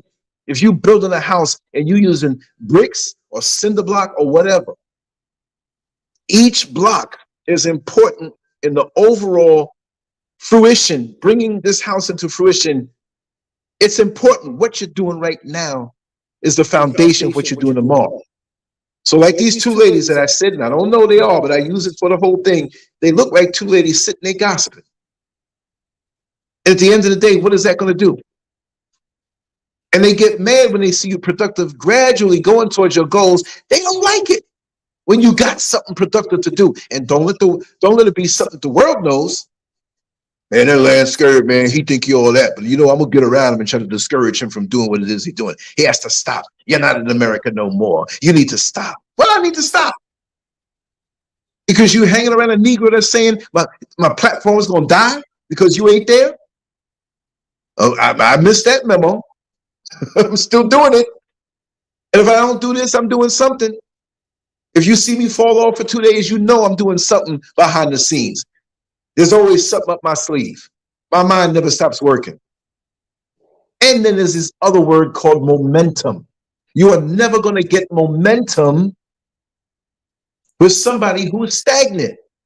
You pedal on the bike, you pedal on the bike. There's somebody on the bike, but they're standing there still. You got up so much speed on your bike that you can stop pedaling all the time. But you can't stop your bike and stand next to them and talk to them for 1 second. Because you have momentum, and if you give up the momentum you've earned, you're not going to get where you have to go, and then you got to start all over again. Some of us who are so nice and so giving, we give our time to these people, but we don't understand that they will take our time, and we're being nice, trying to uplift and trying to encourage and trying to, they don't plan on doing nothing. They're do-nothings. They grit their teeth in anger. And you think they're smiling because they see your future, but they too damn lazy to even get up and form a plan and work incrementally toward the plan and being productive in the plan. And also, your way of tithing shouldn't be no damn money to a pastor with alligator shoes and a Benz. and a couple of women he's screwing in the church that's in the front row showing their legs. Reminded them, listen, when you collect that money out the offering plate, you're going to take me out later on. You got to pay for that condo this month. You got to tithe by supporting something worthwhile. You support something that's not worthwhile, I don't care how hungry the person is. If you lazy and don't want to do nothing, you ain't going to get my money. So let's take money out of it. Being supportive in a good way. You're a retired school teacher. You live next door to 2 or 3 children who are not doing as good in school. Instead of sitting there in the front window, worried about what's going on in the neighborhood, you know, it'd be better if you take your time and offer to the mother or father or parents who are next door and say, listen, you know, I was in the backyard there with you when we were talking, and you know, I noticed that your child's, you know, marks are a little low. I'd offer my services. I'm not asking you anything, but I want to feed into them, and maybe my life can make a difference. How many people think that way? They ain't my children, damn it. They need to go on. They gonna pay me. I don't even want to be bothered with that. That's somebody else's problem. You see what I mean? So this is how we do. We are worst enemies, and we're so toxic with each other, and it's evil. Toxic is one thing, but evil toxicity. Imagine on a physical level when you have to go and clean yourself out.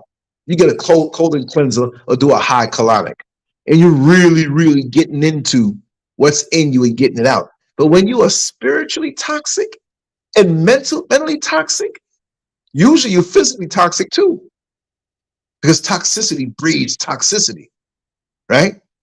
You go on to a vacation for a whole month, and you seal up your windows, lock your doors, but you forget to take out the garbage. You forget to flush the toilet.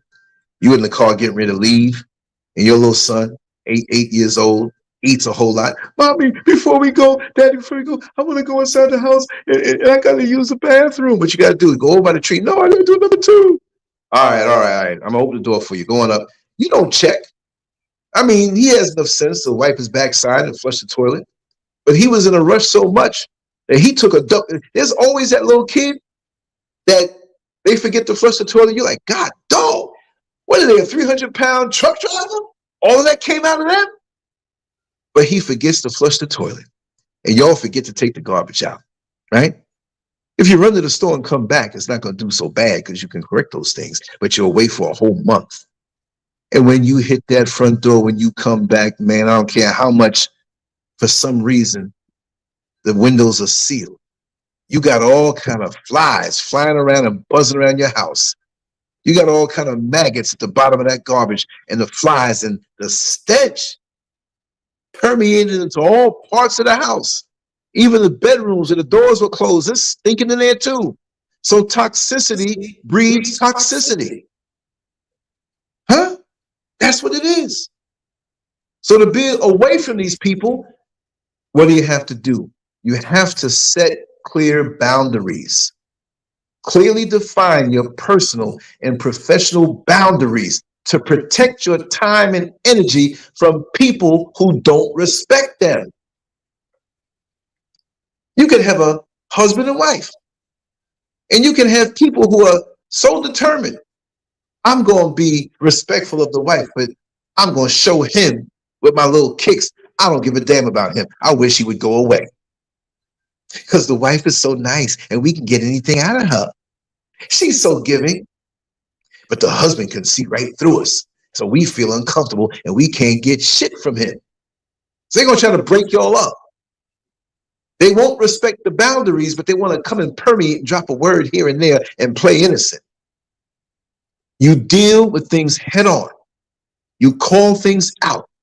You set clear boundaries, whether it's mental, whether it's spiritual, or if it's physical. If you got to build a damn wall up to the moon, you're going to do it because people don't respect you and won't, but you have to force them to and keep them out of your life with their toxic gossiping asses. And you have to understand how to identify toxic traits. You got to learn to recognize the signs of toxic behavior such as constant negativity, manipulation, and dishonesty. Constant negativity, which means it's not going to come to you looking negative, but when you peel back the wrapper of the conversation that you had, they said all these nice things just to drop that negativity in your subconscious mind. Ain't that something? Manipulation. See, when you're being manipulated, truly, you don't even know you're being manipulated. It's setting you up. And you don't know. See, we can spot it in other people, pretty much. Let me raise up this table. I'm tired of sitting down. Okay. I forgot I took the plug out. Hold on a second, folks. I'm going to put this plug in. Raise this table up so I can stand up now. And again, I say to everybody, there's a company called Autonomous. I'm sorry, I almost said anonymous. It's Autonomous. I don't get any kickbacks from them, but I want y'all to check them out because they have tables that rise up to your chest level. Now, if you're a basketball player, you gonna go there. I'm 5'10", and I can put it up as high to go up to my nipple line. Weird comparison, right? Talking about his nipples. It's not professional. I'm not a professional. But they have small tables. They have larger tables. They're really affordable. They may seem a little expensive, but when you look at it, you may have somebody who is older, and they got into the computer now. They didn't do it years ago, but they're internet savvy. They don't have good circulation, and they're sitting down. A lot of times I do my shows and I do my work. Everything stays the same on the table except it rises up. I can stand straight up now. Matter of fact, I'm gonna rise up a little more. One of those wires that's connected to everything is not gonna pull out of the wall. But it's really good because it gives you the circulation. You can right now I'm walking in place, right? So it extends your time sitting down because it's too long. To sit down too long, it's a bad thing. So it's helped me a whole lot over the years. I've had this for like I had it for 3 years, but I didn't put it together until 2020 I started using it, right? Anyway, that's identifying those toxic traits. Watch them and observe them, how they talk with other people, how they deal with other people. Look at the people that come around them. You know, if porch Negroes live their life on the porch looking at you, and they invite company over, and they don't have any edifying conversation, they're going to join in. So you're going to have more porch Negroes watching. I hate to say it that way, but I have to be a little more harsh now. I'm not going to be politically correct. I'm not. I'm trying to insult somebody into a higher way of thinking. Because if I sit here and run my mouth and try to say good words, it don't mean nothing. I'm wasting my time.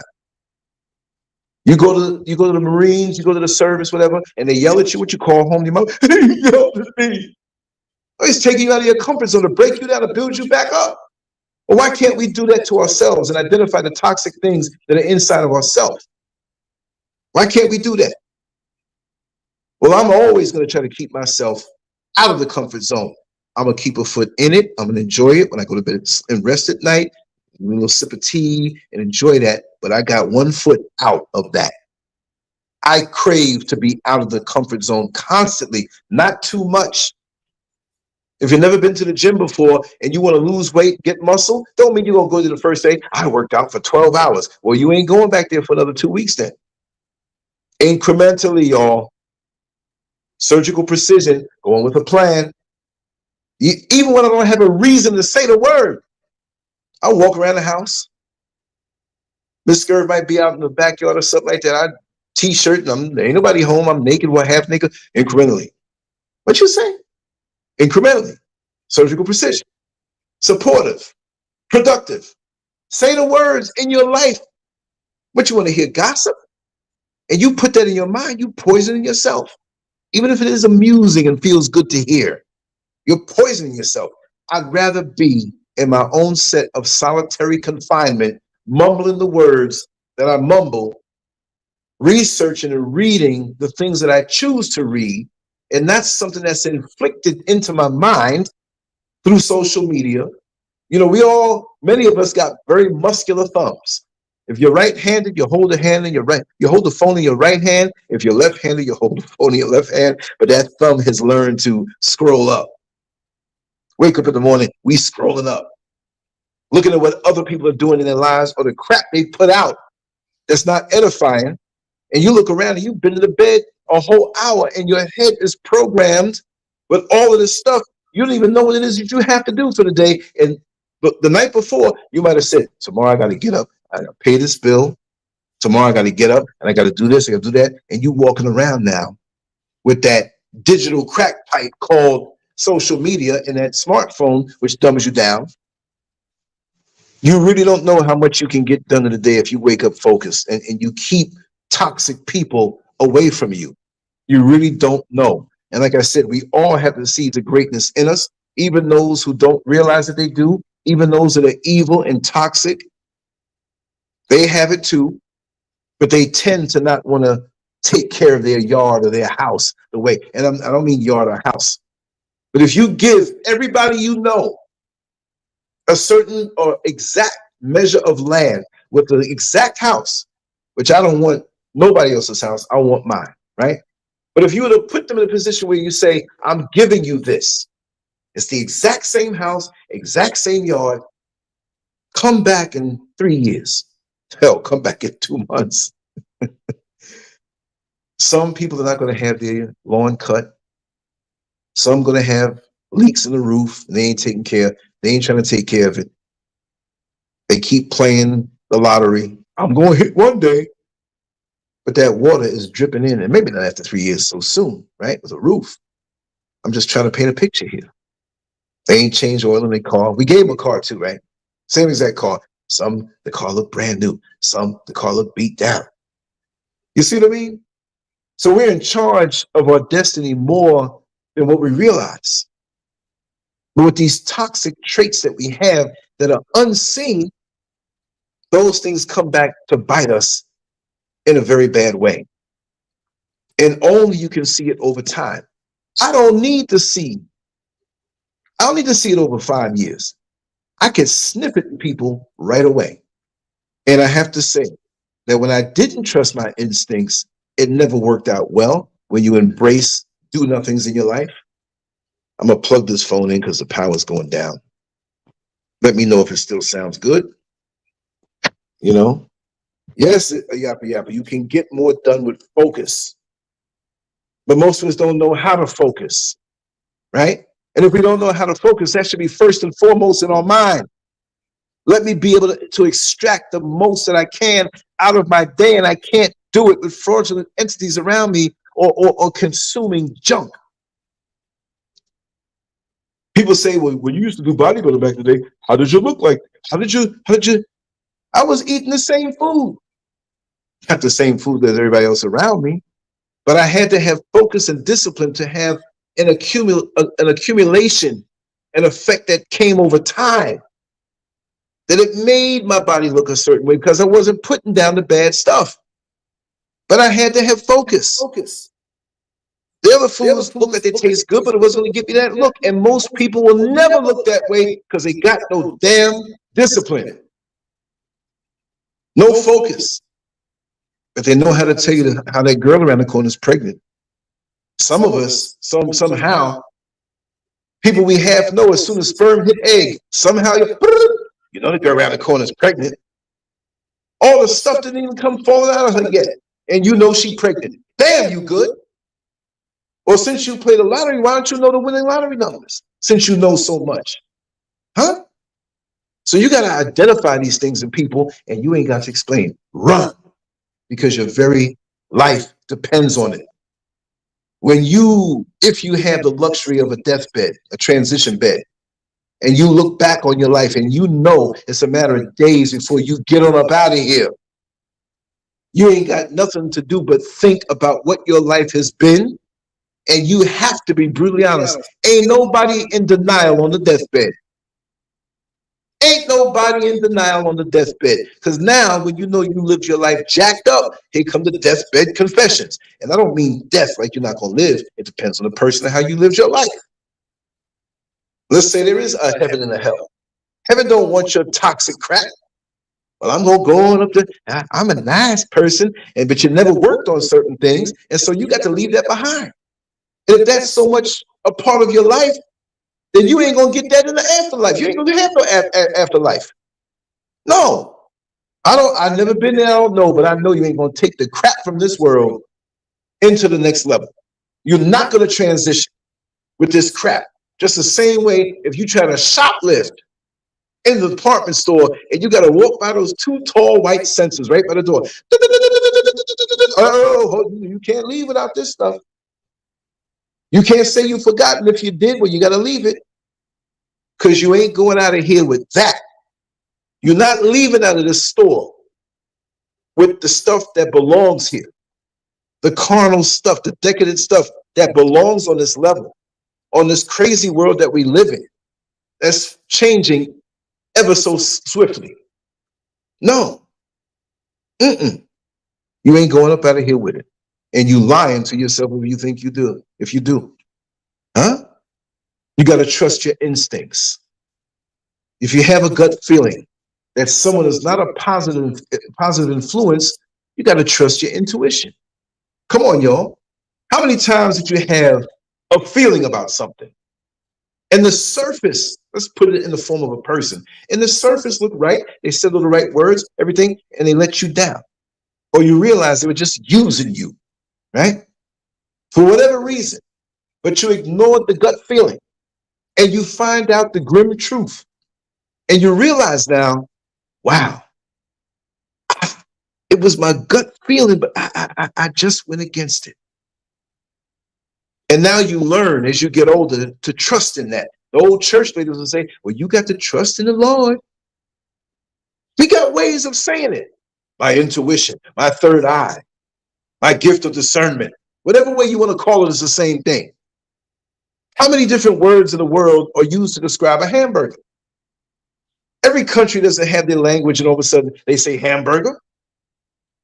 Whatever they call it in that country, you better ask for it that way, or else you ain't going to get it when you get hungry if you happen to eat hamburgers. Speak the language. And that divine language, when you try your best to keep yourself spiritually tuned up, it's going to come and serve you and tap you in the shoulder and say, hey, that situation over there, that person over there, something ain't right. Something ain't right. The older you get, the more, because you always got that little girl. Unfortunately, she may have gotten pregnant. She's not evil. And so when she comes to the mother, the father, the saying, usually the little girl wants to come to the mother. She ain't going to tell the daddy that. The mother going to tell them, then they're going to sit down. What's the first thing that little innocent girl said? Mommy, he told me he loved me. So he was deceptive and catered to the little girl's heart to get what he wanted, and now he bounced. Deception. And she knows what the parents said about these little hot in the ass boys, right? Or hot in the crotch. Well, then again, a hot in the ass boy ain't going to try to go after a woman. A hot in the ass boy is going to try to mess with a man and bend over. So accept my corrections. But they use deception to get in. And you know what you were told, but you don't really have the ingrained intuition that comes from experience in life. But the more we get older, we can see past things. And I always say it. There's a girl that brings a boy home to meet the grandmother who's on the porch. And the boy continues on because they're all walking home. But she said, how are you? To the little boy, much respect, grandma, or whatever you want to call her. Mrs. So-and-so, Miss Anderson, much respect. Yeah, he's my friend. When you're young, you don't want to say boyfriend, like you just saying, this is my man type thing. We don't say that. As the boy walks off, the grandmother knows. She lived life. She don't look like she out there. She ain't in the club. She looks old. Her body's breaking down. I mean, she's all hunched over, whatever have you. So the young girl thinks the grandmother don't know life. But the grandmother says, listen, baby, that boy ain't for you. He don't care about you. He ain't paying you no mind. You can't say that, grandma. You don't know him. No, I may not know his middle name. I may not know everything about him, but I can tell you right now that he is not in your corner. He's only looking for one thing. And your heart is broken, but you still continue to see the little boy behind your grandmama's back. She didn't say, don't see him. She just told you the right direction to go into. Is to leave that boy alone, because I can see with my experience that this ain't gonna work out too right. You see what I mean? But you got to find that out. And after you find that out, you go to your grandmother, you hurt, you don't even want to bring it up. But after a while, the pain fades and you say, Grandma, how'd you know? How'd you know that he wasn't in my corner? How'd you know that he didn't really like me? Did you see him with somebody else? Did you hear something about him? Did he have a reputation of something I didn't know? No, baby. Your grandmama lived life. And grandma done been through so many situations that I can look at something and tell exactly what it is. You've been doing appraisals. You're a person who went to school to learn how to do appraisals on properties before they're sold. You walk into a house. You got a friend who just purchased a home, but you live out of town, and you have him come by and say, hey, listen, just check my house out briefly. I'll give you a little buzz. No, man, we know each other. We cool. I'll do it for you. And you think this house is worth what you paid for. And the friend turns around and tell you, say, listen, I'm going to tell you from now, you should have called me first, because this house is not worth what it was claimed to be. The appraiser that you had worked along with that mortgage company, you should have brought an independent appraiser, because they amped up the price. Look at the foundation it has a crack in it. You didn't notice that, but that's freshly smeared concrete over that crack, and they tried to paint over it. That's why you got to look at it sideways. See that it's been altered. You know, when you get a car and you got that friend that knows so much about cars, and you're going to purchase a car and you feel confident, but he looks at the bodywork a certain way, and it was cheap, shoddy bodywork, and you see the waves in it, but you didn't see it because it was so shiny and painted over nice. Just like them dudes, I don't know if you've all had the experience. This is usually something in the bigger cities. You sitting there, coming out the mall, shopping mall, big shopping mall, and you walk and you got your bags and stuff, and you know you got a kind of bad dent or some rust on the side of your car. And you get some dudes with an accent. Excuse me. That's your car, right? Yeah, I can fix that up for you. For $100, I can fix it up for you. And you're like, $100? Really? Yeah. All I need to do, bring it over there. It's about 15 minutes from here. We can set it up. Of course, they ain't gonna stay there for long. And you had them do this work, and it looks good. You're like, woo! Wow! All I spent is $100.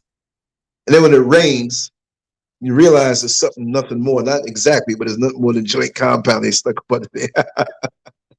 And it starts breaking off like chalk. Isn't that something?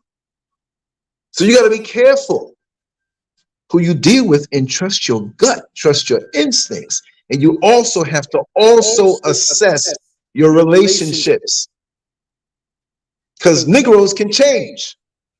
What they want to get out of you can change. They shouldn't want to get nothing out of you, but you give them the perks of who you are. You always give your inner circle the hookup, but you got to regularly evaluate the people in your life to determine if they contribute to your growth and well-being. You ever hear the Trojan horse? I forgot the exact situation, but there was a gift of this big horse given really to an enemy, but they didn't know it was the enemy giving them the horse. So, oh, wow, it's so nice. You wielding this big horse with wheels on it, and it's a gift, and we're going to have it out here. I'm not telling the story right, y'all. I'm making it up to prove the point. We're going to have it out here as a monument. This is great to the might of our country.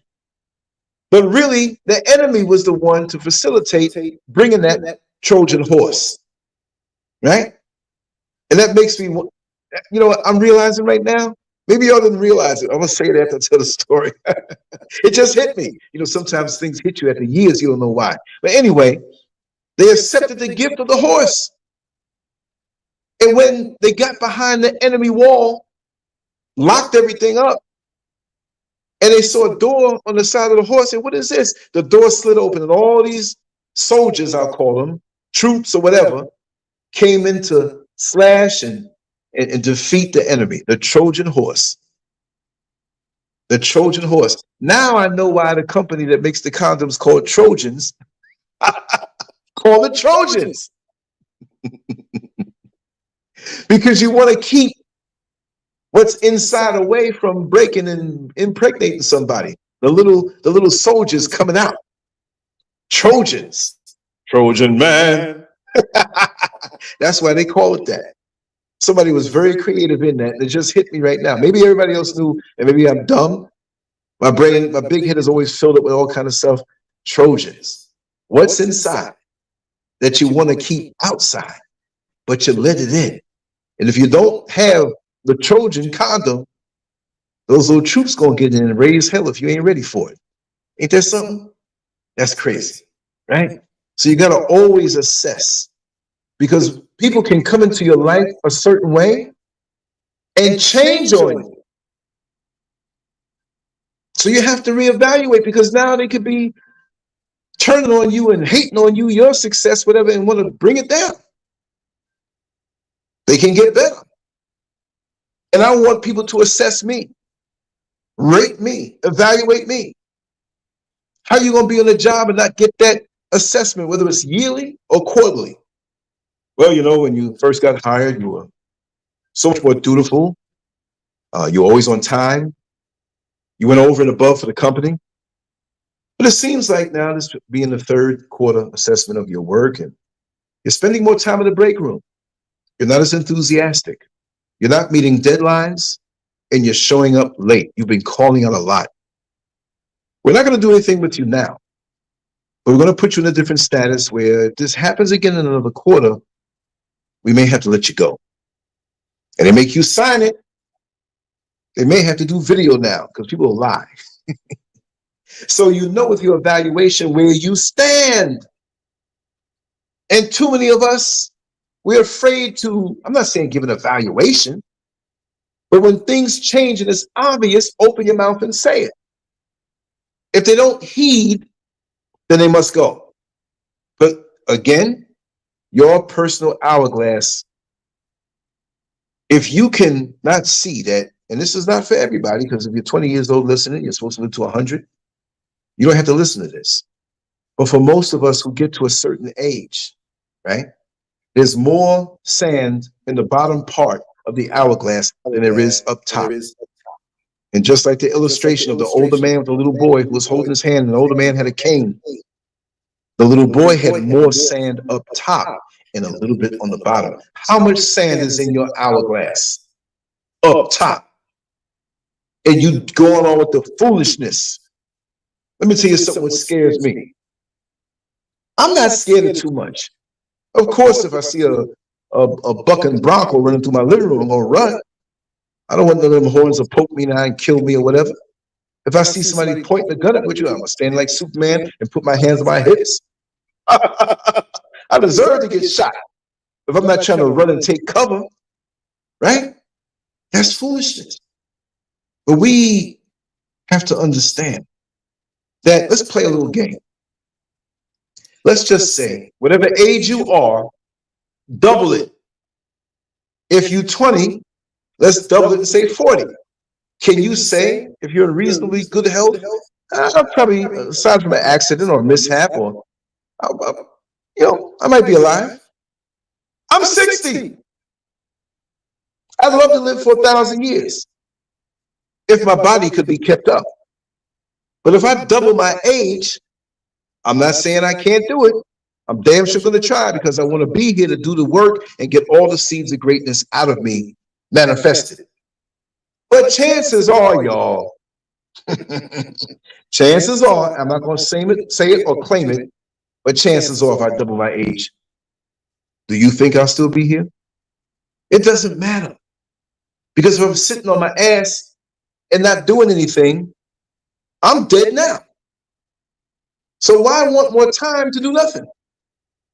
My way of having more of a life is having more intense activity in the time that I have. You understand?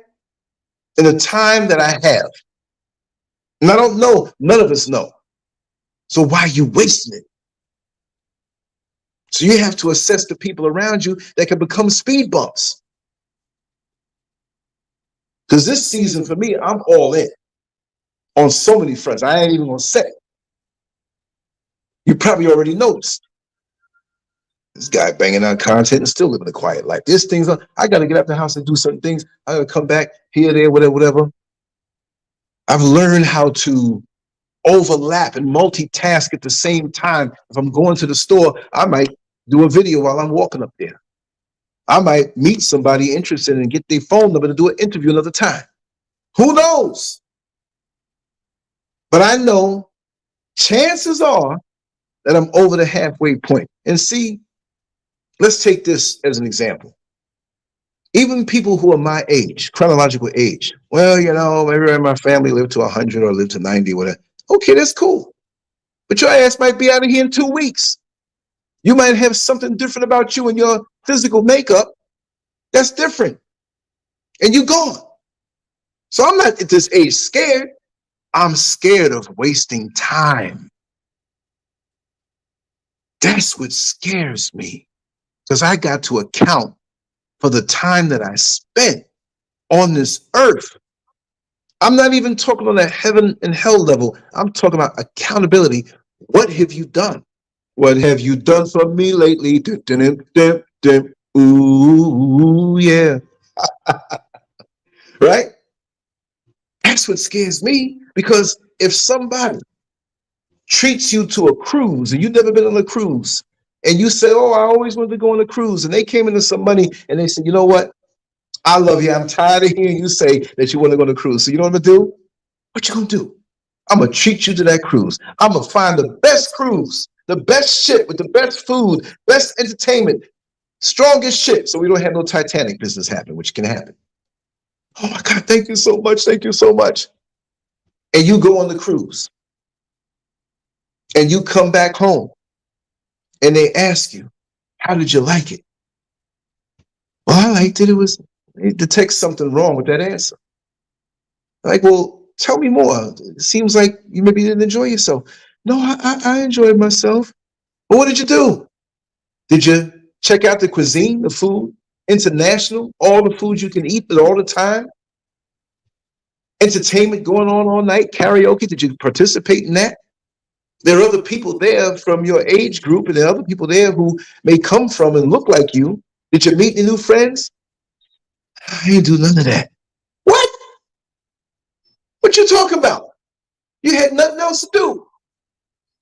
Well, they had it where I can access the internet and I can do a VoIP kind of phone call and talk back with the people back home. I kind of just needed the rest, and I just stayed in my room on the phone, gossiping about stuff. You on a cruise to help purge yourself and cleanse yourself of any toxicity, and somebody gave you a trip and you wasted it? That's like somebody giving you a brand new car that can go fast and you go out and smash it up. What the hell? Unbelievable. And then sometimes you got to know how to limit the contact, to gradually reduce your interactions with toxic individuals, allowing them to fade from your life gradually and naturally. We have that happen with good people in our life. Slowly but surely, life pulls them away. And we make sure to keep in contact, but it happens less and less until we realize years went by that we haven't even talked to them at all. It wasn't because of any reason, because some of you need to do that on purpose. Cold turkey chop. Oh, I see what's in your heart for good, for real. You ain't using me that way. But it happens. Even with the good people.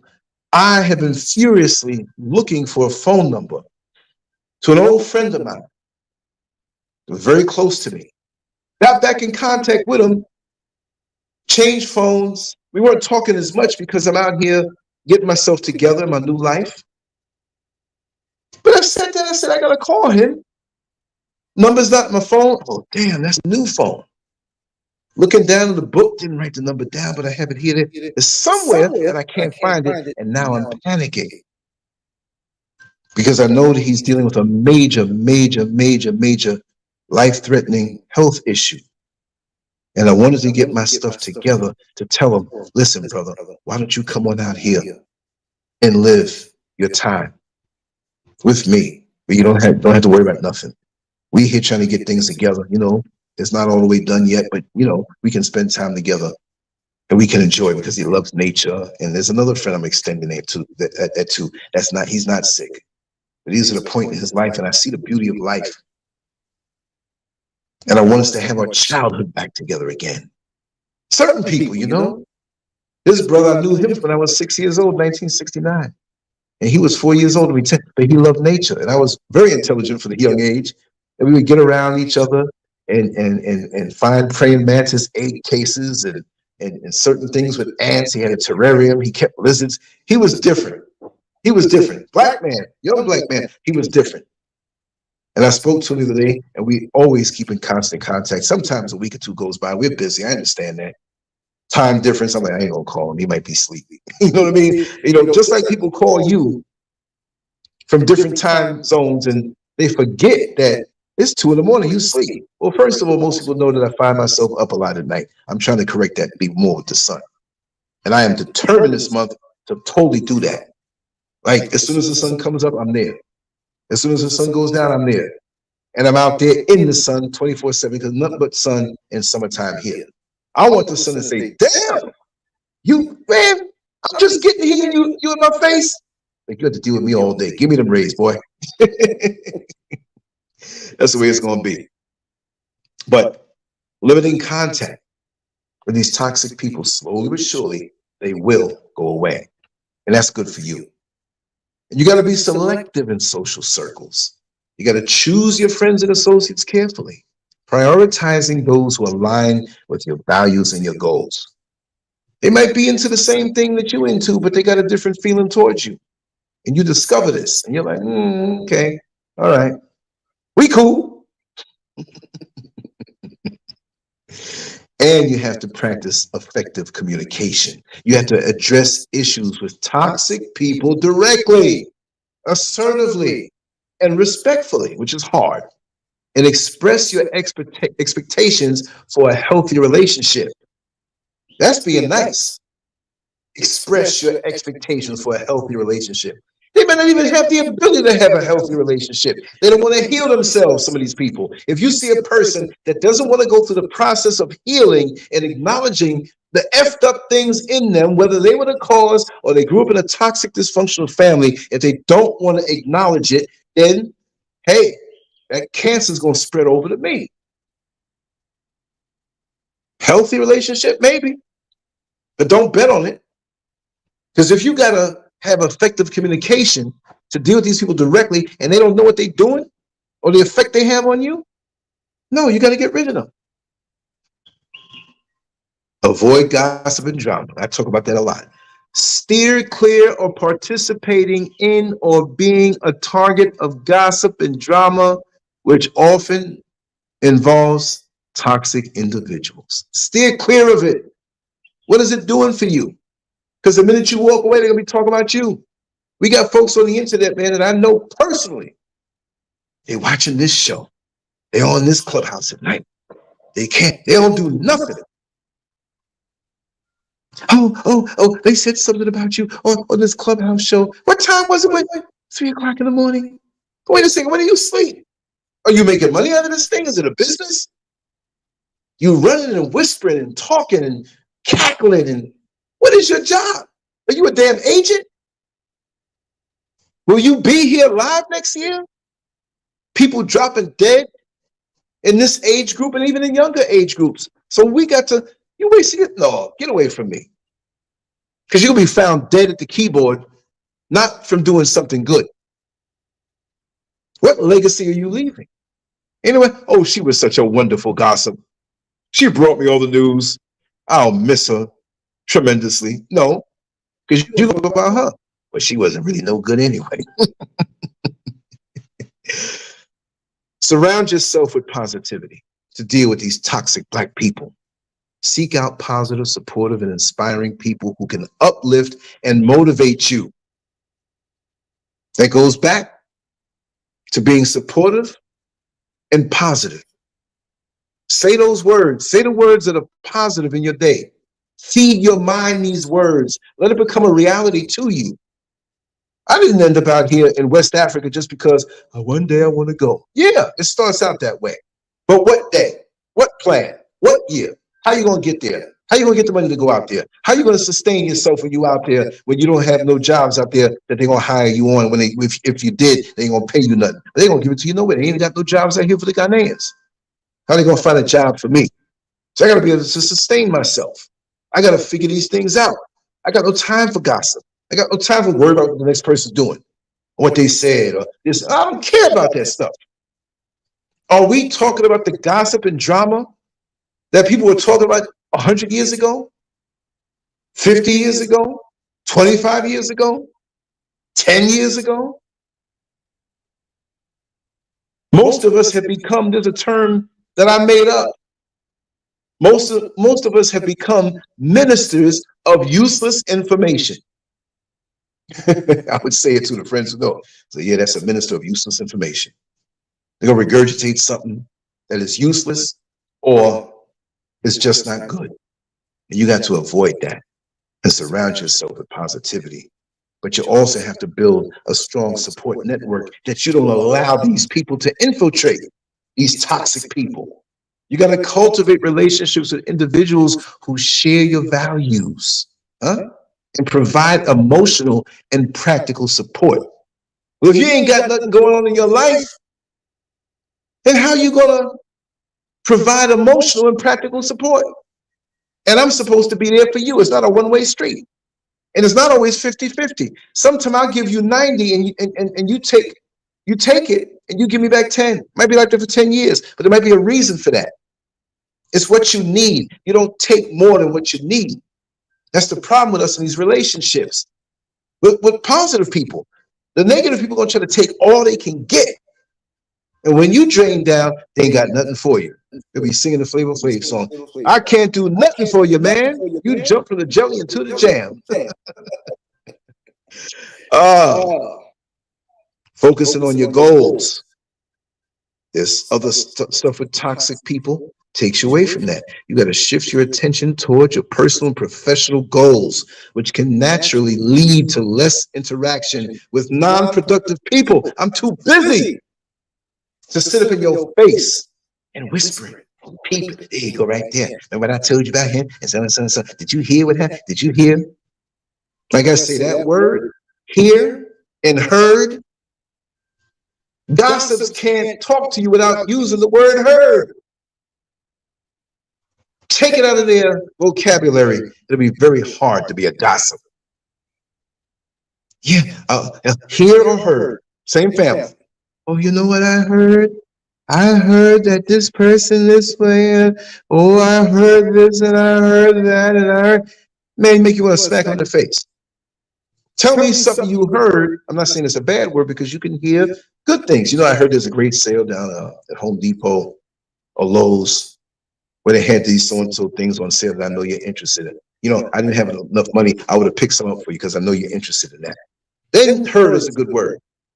But when these people who always bring you the crap talk come with, I heard. They say they heard, but they can't conclusively say. So they spread something. They're not too sure. I heard it here. I don't know. You know, always have that little disclaimer. I don't know how true it is or not. Then shut up then. If you don't know how true it is or not, it might be partially true, right? And you go spread half truth with half lie. Yeah, I saw him. He had all them different women coming up inside his house. He had some dudes. You don't know my life. You don't know my business. Stay out of it. You got things called monitoring spirits that stay paid by the government or other governments, or they just in their spirit want to monitor you. And they do it so easy online.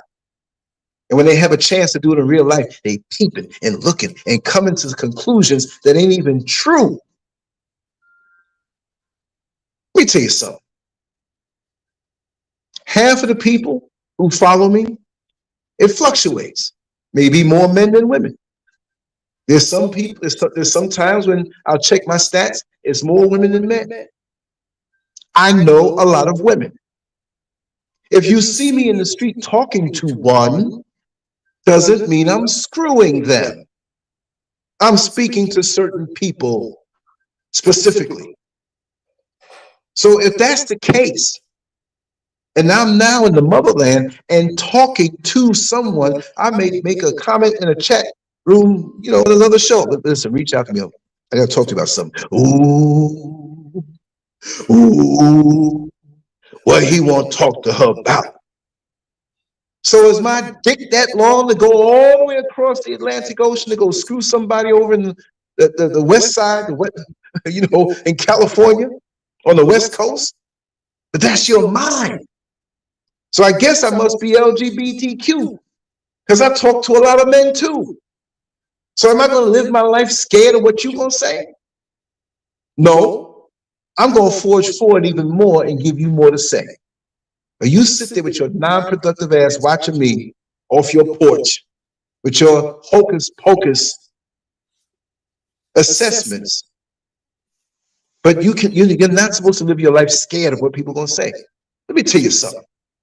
If I love doing graphics, if I love doing editing, if I'm getting into the audio now more, I want to learn about that. I got equipment that's sitting around that I can use that I haven't used in a long time. Like, man, you ain't using that, man. Man, you can set up a studio with that, which I'm doing. And the dude happened to be gay. Not the kind where you don't know he gay, but he talks a little funny. You know, Lance, I want to come over later on. I have some things I want to show you. You have phenomenal equipment, and I want to show you how to use your equipment even better. Somebody hearing that, what are you talking about equipment, man? You know what? I heard him. The homo said he gonna go over there and play with his dick. That's what you heard because your mind is in the gutter. If this person has a love for something that I want to learn and I want to learn it, I don't care who it is. I ain't gonna be afraid to be around who I'm gonna be around. Just because you look at this chick's ass and her titties and her little waistline, does that mean I'm trying to? She might be so intellectually proficient in something I'm trying to learn. I can't get around her because. Then who the hell can I get around? You're gonna have something to say. What you going? If I get a dog to be on my property, I think that nigga into bestiality. You can't win. You can't win with these people. So you got to keep a strong support network around you. And you got to focus on your goals. Like it said, shift your attention toward personal and professional goals, which can naturally lead to less interaction with non-productive people.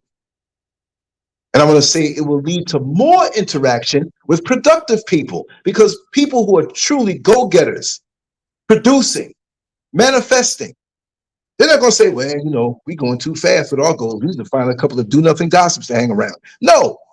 Millionaires hang with millionaires. Billionaires hang with billionaires. Half of them are crooks. We know that. But a billionaire might have 2 or 3 million cash sitting up on his coffee table. And the billionaires come over to hang out.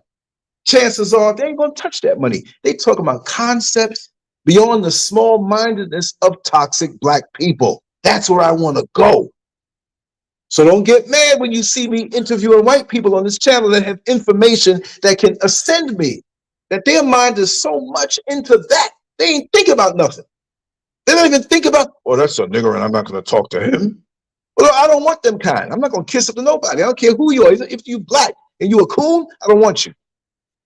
If you're a person who's moving towards something, no matter what color you are, no matter what sexual preference you are, if you got something for me that can help me, and you sharing this and I can share it with you, I can get the information and I tell you who brought it.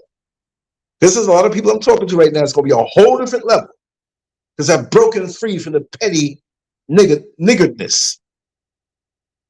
There's too many of them around, cultivated and intelligent, but they still acting niggardly behind closed doors. But let me tell you the real deal, what he did to me, and so and so and so. Well, go ahead with that and watch me fly. Because like I said, I've spent a lot of time in my life, and really the last half of my life, what my life has been so far, working jobs, wanting to do something, wanting to have something of my own, being through past bad relationships, artwork I did just ripped up, things you'll never see, computers broken, toxic, dysfunctional stuff. I said, oh boy, the day's gonna come where I'll be free of all of this stuff. And just the normal stuff we gotta deal with. We're not even talking anything really dysfunctional. It's there. We gotta pay our bills. We gotta concern ourselves about keeping a job. We gotta pay for the, mortgage if you have one. The normal things, and we got more monkeys on our back, and then we got toxic black people on the right. I don't even want to look at you. I don't want to even look at you if you like this. You do not exist to me, and you're dead. This is how serious I take my life. If you don't take your life that serious, put it away and be on your deathbed regretting what you didn't do. I've piddled away a lot of time in my life, yes, but I've learned a lot, and that's the only good thing about it. Because see, some people don't learn from the crap they've been through. Whether it's something that they did, a bad decision, I take full accountability for all the things that I've been through that I would say, oh man, I wish I didn't do that. I wasted kind of time. But at least I still learned. This is why I don't need no script in front of a daggone microphone right now as I'm going through my phone. That's why the audio don't sound the same way. Let me read this and let me, whatever. No, we can sit here and rap. This is coming from the heart because I have the experience. All doctors, when they're about to operate, follow protocol. They ain't going to say, well, I'm going to roll up in there with no face mask and no gloves because, I'm good that way. The germs ain't going to mess with me. I'm down with the germs and they stay away. No, you do open heart surgery and you don't have that stuff. And he's sneezing and coughing, itching his behind. I mean, not just itching from putting his hand down in the underwear and scratching the cheeks. And he going to touch you and seal you back up. And you think you're going to be all right?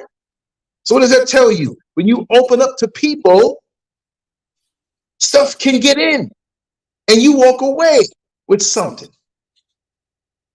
I had a situation back in 1994 in August, and I hit this guy. I was justified in doing so. I knocked out a couple of his teeth, and when I hit him, it was like a spray, like somebody took a paintbrush with red paint and flicked it on the wall. I was justified. I was at my own home. Long story. I told it before. But I went to the hospital that night. A friend of mine is like, Lance, man, this is tooth cut deep. And y'all see my hands before on my knuckle, the finger next to the thumb. It's a big, long scar there. And so I finally went in because it was starting to pain me more. A lot of blood was coming out. And so they cleaned it out and they stitched it up. But they stitched it up and didn't really clean it out the way they should have. So I'm home. That was Sunday. I'm home on Monday. Tuesday, my hand was hurting so bad. It was like my heart was in my hand. Boom, boom, boom, boom, boom, boom. It was hurting. I woke up Wednesday. My hand was hurting so much, I ain't gonna lie. I started crying. Oh, so much pain. It's like somebody stuck a knife in both my eyes to the back of my brain. A friend was like, listen, I'll tell you what it is. They didn't clean that thing up good enough. I said, you think that's what it is? They cleaned it out? No, you need to go back there and have them reopen that bad boy. And when I did go back, they realized, and that, I could have had a lawsuit and didn't realize that. I didn't realize that. But I had to stay in the hospital for a week with an IV in my arm because the infection that came from his nasty mouth was inside my hand and was going up my arm. And by the time I got to the hospital, it didn't happen right away. It had already started going up my arm. It was at my shoulder. And they panicked. They said, we got to open this thing up, clean it up, and get some stuff in you to combat the infection that's going up your arm to your shoulder and eventually your heart. Because if this thing hits your heart, there's nothing we can do for you. I went there thinking it was going to be a little procedure. I didn't know I was going to be walking around in there in a hospital room with an IV, with antibiotics in there, walk around with that little robe with your ass out. You had one hand down, you're talking to people who stand up against the wall. And I ain't got no shame anyway, but it's like, I thought I was going home. I stayed there for a week, just because I hit this guy, which was justified. This time it was justified. I don't just walk up to people and hit people. I knocked his ass out for about 5 seconds. He got up and ran out. Okay, tell the full story. Be like, man, you should have threw him out the window. I should have. Then I would have been locked up with an infection. And you know, in jail and in prison, they got nurses and they got doctors there, but if they don't like you, they'll write you off. He'll die in 2 hours anyway. Let's just alter the paperwork because he's a prick. That's LANCESCURV. He's a hater. Right? But who you open yourself up to, whether it's open heart surgery or you have an open wound, be careful who touches that open part of you, because you'll internalize these things and that'll become a part of you. Right? That's the way it is. And you got to be able to prioritize self-care. You have to invest time in self-care and stress management to strengthen your resilience against negative influences. You need time to meditate. You need time to eat your food without these people up in your face. Eat your food and treat it the way you do when you go to church. And this is a sacred thing, right? See, the mistake I see people make, they'll eat around everybody, talk all kind of stuff, and you're messing with the proper digestion of your food. And you wonder why you're upset in your stomach. And the thing is that you have to understand that I'm not some nutritionist, but you might as well say I'm damn near all the years of bodybuilding and studying food and everything. I know a lot about food. I know a lot about the body, right? I know a lot about my body, especially. I know.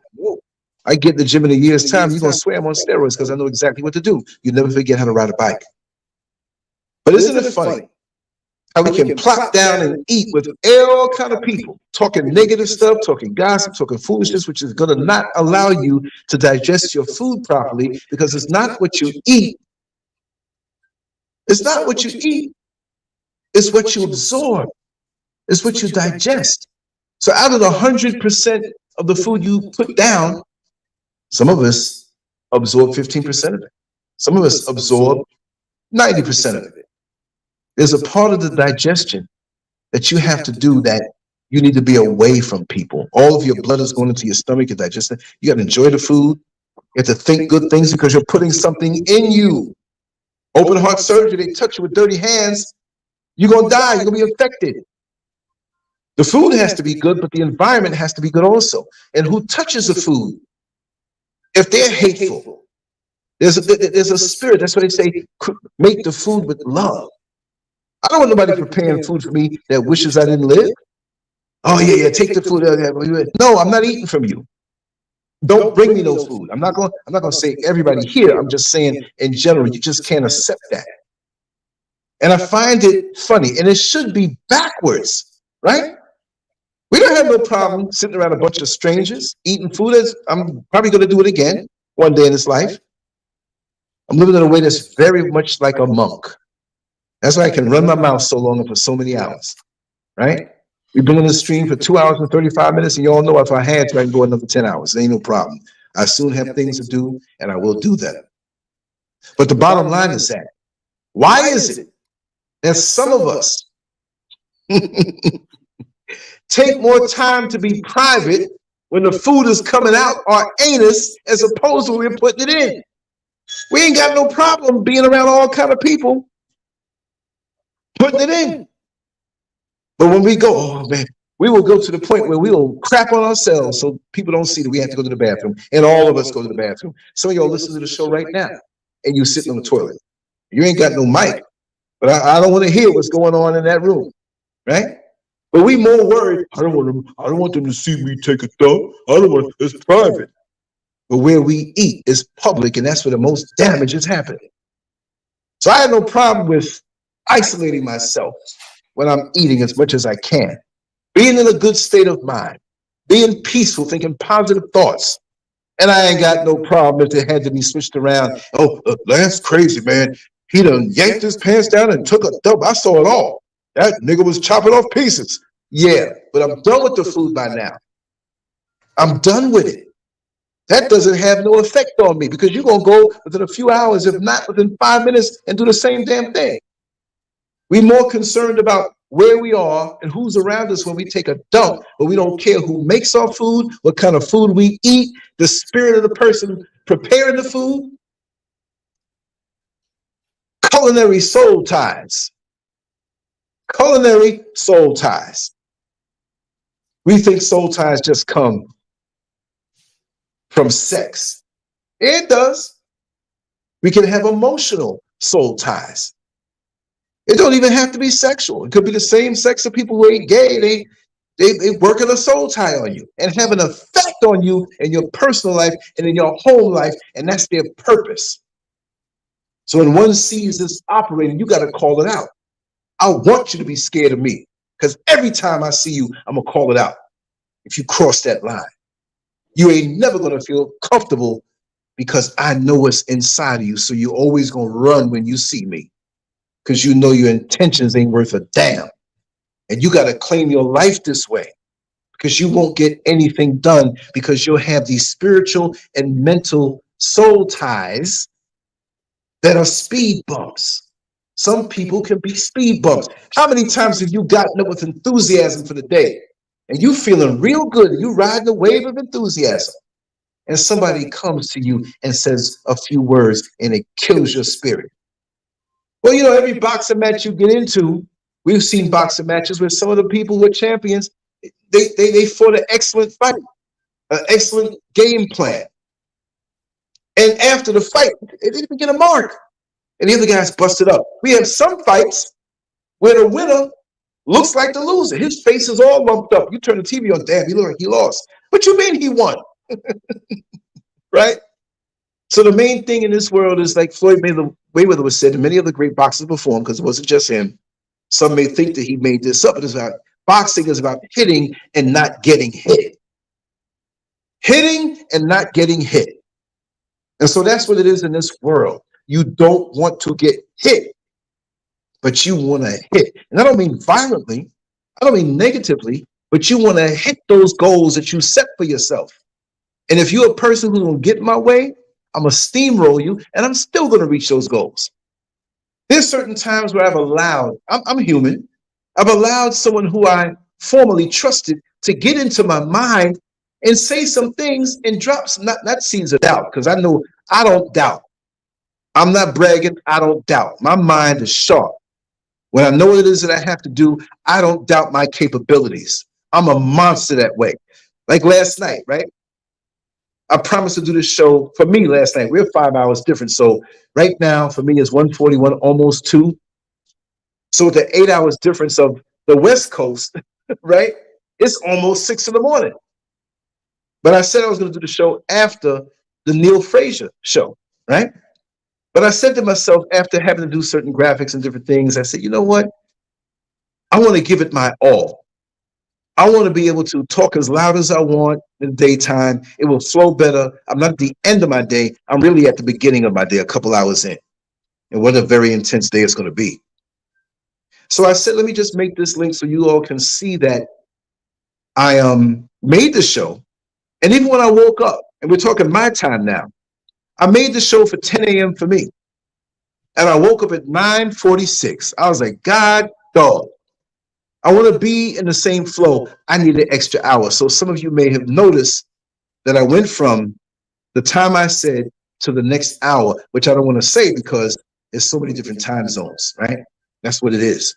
So we have to learn to adjust things to keep ourselves centered. You're driving the vehicle of you through this life. So you got to be careful and be mindful and prioritize self-care, you know, which means to be mindful of the energy drainers. Recognize people who consistently drain your energy and limit your exposure to them. How many times you've gotten around, even a phone call? See, once you identify the energy drainers, here they come. I've seen it. There have been times I had shows set up, and there are people I haven't spoke to in years. You say something? Oh, I thought you said something. There are people that I haven't spoken to in years, right? In a minute, I'm 20 seconds from hitting that go live button. How did they know? This is a spiritual thing. And these were confirmed, certified energy drainers that I wouldn't mind talking to because I know how far to keep them away from me. It may be somebody who's related to a close friend, where they may not be the close friend. I need something to drink. My throat's going in. But I'll talk to them because of their positioning, but I'm not gonna let them all the way in because I know how they live. I ain't got time to go drinking with you, bro. I ain't got time to sit, and then when we drink, we're gonna sit around and talk about doing. Huh? I got stuff to do, right? So you got to be aware of these people who drain your energy. And sometimes, and I know you've experienced this, you see this person coming and you say, oh God, thank you. You see this person coming, say, oh God, because you know they're going to try to take you off your path. You're in a good mindset. You got a good focus, and here they come. Now it's a battle. And it's almost like they can see you have a righteous momentum going somewhere. I don't mean just going somewhere to a physical geographical location. I mean going somewhere in your own personal ascension, and you're partially in the zone. And they want to pull you out of that. That's the spirit, man. That's the demon. Let's just call it a demon. Because maggots go for the garbage, flies. Well, and here they come. You ain't garbage, but they want to bring you garbage. Let me take a sip of this liquid, y'all. Give me a second.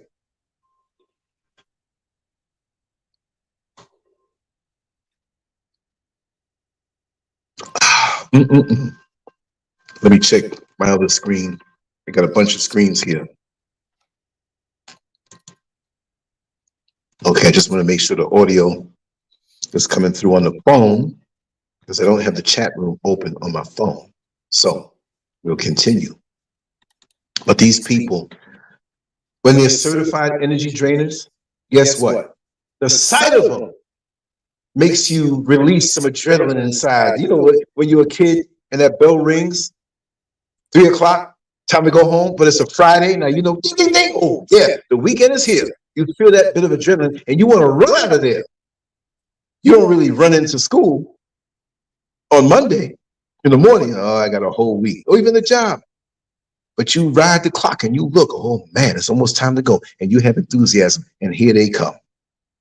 And they are there to block you with a smile on their face. And you got to learn to say no. Be comfortable saying no to invitations, requests, or commitments that don't align with your goals or values. There are some things you can't get away from. You want to show respect for those who have transitioned. But it might be a rotten person that everybody thinks is great and you don't really want to go. You pass through. I understand that. There's that family member you don't get along with, but they're going to be there at the same get-together, family get-together. You don't want to be there because you don't want to see them. You're not scared of them. You already know what they are because, like I say, DNA sharers, that's all it could be with some people who are family. And other people who don't know, but that's family. You need to, I need to talk to the both of y'all and get y'all to back talking again. No. Doesn't mean, look, you can be family to me, as many of you are here, and we don't share the exact DNA. If you trace it back in our bloodline, we might be related. I'm quite sure it is that way. You never know. It's a funny story. Got a good friend of mine who moved to another city, and he met this girl, young lady, and they became romantically involved, which you know was a lot more than just holding hands and singing love songs. And they were getting it. They were getting it good. They were down in it, getting it good. I'll say it that way without saying anything nasty. They were tearing it up there every chance they get. Crotch sauce flying all over the place. That's as crazy as I'll say it. And then one day, they were in a supermarket. And he was with his mother and a distant aunt. And it hit him because there's the young lady that he was secretly involved with. They didn't have no reason to be secret, but they were just kind of, you know, people don't put their business out in the street like that, especially when it's a place where gossip and everybody's looking for stuff. All of a sudden, the aunt, the distant aunt that he really didn't know, said, oh, here comes my baby. Wait a second. That's my mother's sister, and she's calling her baby, but I've been screwing this woman? So hold on, wait a second. What you mean, baby? That's your friend? No, that's my daughter. Oh my God, that's my cousin. And he's a clown. He's a clown. He's a clown. He's a clown. He was shocked. She didn't know it, and he didn't know it. Nice guy. I can depend on it on my I can put my life in his hands. But he was like, I know I'm grimy, Lance. You know what? That night we were back at it again. I didn't care. It was too good. I'm not condoning that, but I'm just saying, you got to be careful out here, man. Be careful who's around you. Know who you're dealing with, not just on a sexual level. I just wanted to say that as a joke, and it was real, the real story. They went on for about a year after that. It only stopped because one person moved away. That's not a good situation. But you just have to know who's around you, especially the energy drainers. I wouldn't say that that was an energy drainer situation. It was just unfortunate, right? You got to learn to say no, you know? And you got to seek professional guidance if you're dealing with a certain particular toxic situation or something of manipulation. Even a friend can't always help you sometimes because they're emotionally invested. You're going to have to sometimes get professional help, a counselor, a therapist, or whatever, who's neutral to the situation. And get one that looks like you. Because you ain't getting no old white man that's going to deal with toxic black situations. Because they don't understand us anyway. They're amused by us. Let me tell you something. Them hits on them YouTube videos that you see, where the black woman is going against the black man and the black man is going against the black woman, and the LGB is saying, you know, the LGBTQ, they're saying one thing and they're against this, and FBA and ADOS and indigenous. And look, black folks rolling around the dirt with all this stuff. And like I said, at the very beginning of this show, that we got nukes that can launch, chemical warfare, bio warfare. I'm not a fearmonger, and it's not our fight. We didn't start it, but we will feel the results of it if we don't take our mind off of what we're focusing on, the gossip blogs and the videos, and this one was caught with that one, and this one, oh man, is Will Smith really gay? And how many people did Jada screw around with? But didn't they say they were swingers back in the day? So who cares? I would never say I'm broke. I'm not trying to claim that, but I need to get a little more something going on so I can get faster what I need to get done. And Negroes are thinking about the things that don't look. The 16th most powerful country we could be, just those in America, black people with the $1 trillion plus that they spend. And you worried about that? That's like somebody, and I'm not throwing off on anybody who lives in what we call the hood. But we got some toxic people there. We have some beautiful people there. I know both ends of it in what we call the hood. Don't be mad that I'm calling that because y'all call it that too, right? It doesn't mean the people that are there are any less. But when you toxic and in the hood, oh man, and you have somebody that does good, moves out, doesn't mean that they have to move out and kind of coons. Well, I live in an all-white neighborhood now, and they don't even want you there. I'm not talking about that. But you move somewhere else because you can. I experienced this moving to Africa. All the Negroes that rah-rah-rah'd me when I came out here. I didn't say rob, I said rah-rah, like, you know, cheer you on when you came for a visit. When they found out that I moved here for good, how the hell he do that? Or who he think he is? Or he got a lot of money. I wish I did. Excuse me, I worked hard all my life. In 40 more years, I'm 100 years old. And I do feel that I'll make it there. Whether I do or don't, I worked hard all my life. There is a thing called the system. There's a thing called a pension. There's a thing called working your ass off on the books and off the books. You know how much stuff I did off the books to aid, to not have to touch my check? Okay, I take this little $60, this little $100 I got this week from bouncing in the club. I don't care about the IRS. You know, listen to this. Well, what happened? You didn't pay taxes. I don't care. Y'all got other things to worry about, Mr. Government, with that Joe Biden you got over there. Not to get political, but that's what it is. Don't worry about me. You're gonna make me pay tax for the mango I go in the backyard and pick, or the papaya. I'm gonna pick 4 or 5 papayas and eat them, and ain't nobody, I ain't to buy it. Huh? The other stuff we growing. You mad at that? I'm not saying you, I'm saying the government. And some of the people are mad at that. But when I was saying it and planning it, and people were saying I was crazy, people leaving comments, oh, that nigga don't even have money to get a ticket. And now they're like, wait, he's still out there? There are people I know came out here and turned around and go back and didn't plan right. It's unfortunate. I don't take joy in anybody maybe failing. But the bottom line is, it's our life. We got to do what we need to do for ourselves. It's nice when you get help, but you have everything inside of you needed to propel yourself to the next level. When you see a seed, the seed can just chill out and don't even need water. Oh man, them seeds are 10 years old. I don't know if they're still going. Yes, they are. You put a little water on them, a little soil, and put them in and let the sun heat up and warm the earth around it. You're going to have something growing. So lots of times we walk around in this toxic world that's very dysfunctional while we have the seeds of greatness that we're not trying to cultivate. And we wonder why we don't get nowhere. You understand? We're brilliant, but we don't get nowhere. We're treading water.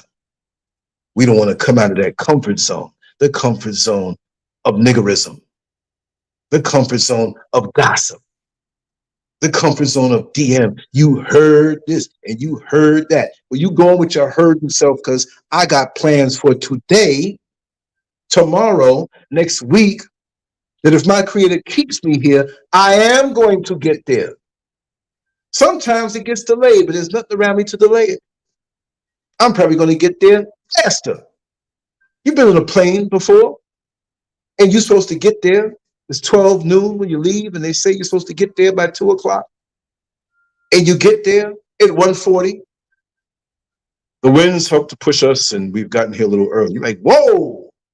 And sometimes, I remember I was on a flight, forgot where I was coming from, but I was coming back down to Florida. And it was a bad storm in Orlando. So they were considering flying down to Miami to land. And then there was a storm down there. So we had to circle around, I think, for 2 hours in the air before we were able to land. And they were going to say, well, maybe we can land in Jacksonville or maybe Atlanta. The whole region had a bad storm. It wasn't a good feeling. It felt like I flew all the way to Africa. It was so long. Right? But these things will happen. And you have to be prepared on all fronts.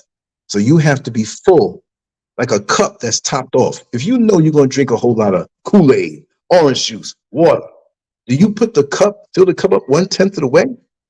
You know what it is that you have to do. I don't drive from New York to California and start out with a quarter tank of gas. Well, we just put a little bit in. No, ain't a little bit, nothing. Top it off. Top it off. Because I'm going to have to top it off 50 million times before I get to my destination.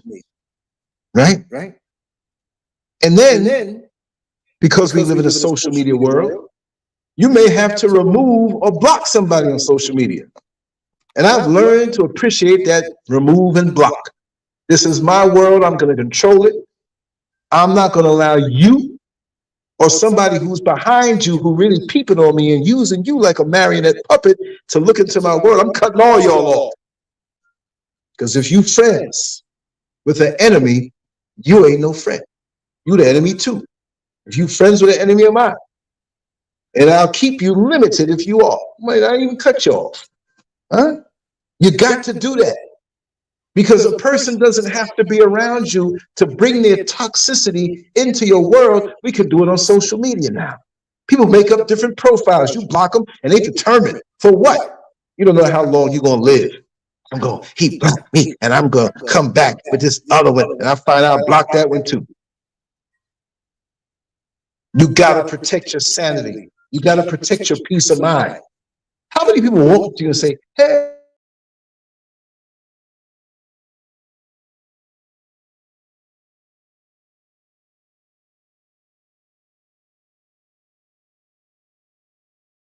how you doing? Good for you. So you have peace of mind. Not that it's only coming from monetary aid.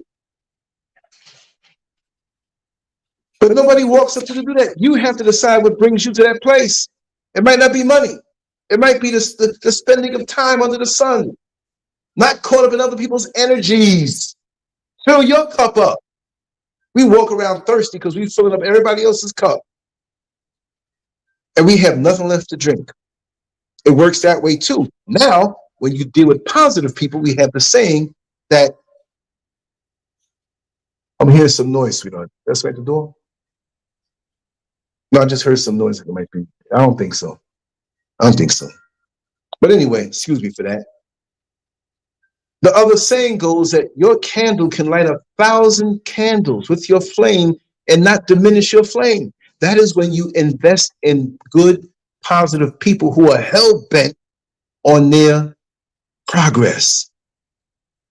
Think of these companies, these big companies that have the CEOs and all the people, the hierarchy, and they're sitting around making a decision. You think they're sitting around being nice? They're very determined to push their idea and do what's best for the company. If they invest in millions of dollars to make a certain ad, they want the company that they had to make the ad. They got to pop Dixie, man. They better come with something. If they don't like it, you ain't gonna get that money. So you gotta be good at what you do. That's the problem with us. We go on other people's jobs, and I say it the old school way, we go on a white man's job and bust our behind. When it comes time to working for someone who looks like us, or even doing our own business, we lack. We got to be relentless, man, because the statistics are against us. So you don't need no toxic people on board with you. You got to run hard. You want the best. You want to be the best. You want to be the best version of yourself. I don't want to be the 1983 version of LANCESCURV. I'll take the body he had because I had a hell of a body. But even then, it's not about just the body, because I can get that back, and I won't get that back. I'm out here. What you think? And don't say I'm on steroids. But you want to be the best version that you can be. Even if you get to a certain age where you can't keep up with what you were in the past physically, mentally, spiritually, and emotionally, you can have a tight game. The best CEOs of companies in their late 80s and early 90s. I read an article, and it gave examples. And they really are the best because they have the wherewithal over time to know what it is. I've been on social media a long time. I ain't been on there 50 years, wasn't around for 50 years. But I can smell a rat. I can smell when it's not good to do something in a certain style or repackage yourself, present yourself a different way. I can see when it's time to do that, to move on, because everything changes. Nothing stays the same. And while it's nice to romanticize about the past and say, I remember when this, and I lived in this house, and I remember this, yeah, but it's not going to stay the same. And I got a personal saying, I haven't said it in a long time. I've been saying this from the middle 80s. This is my saying.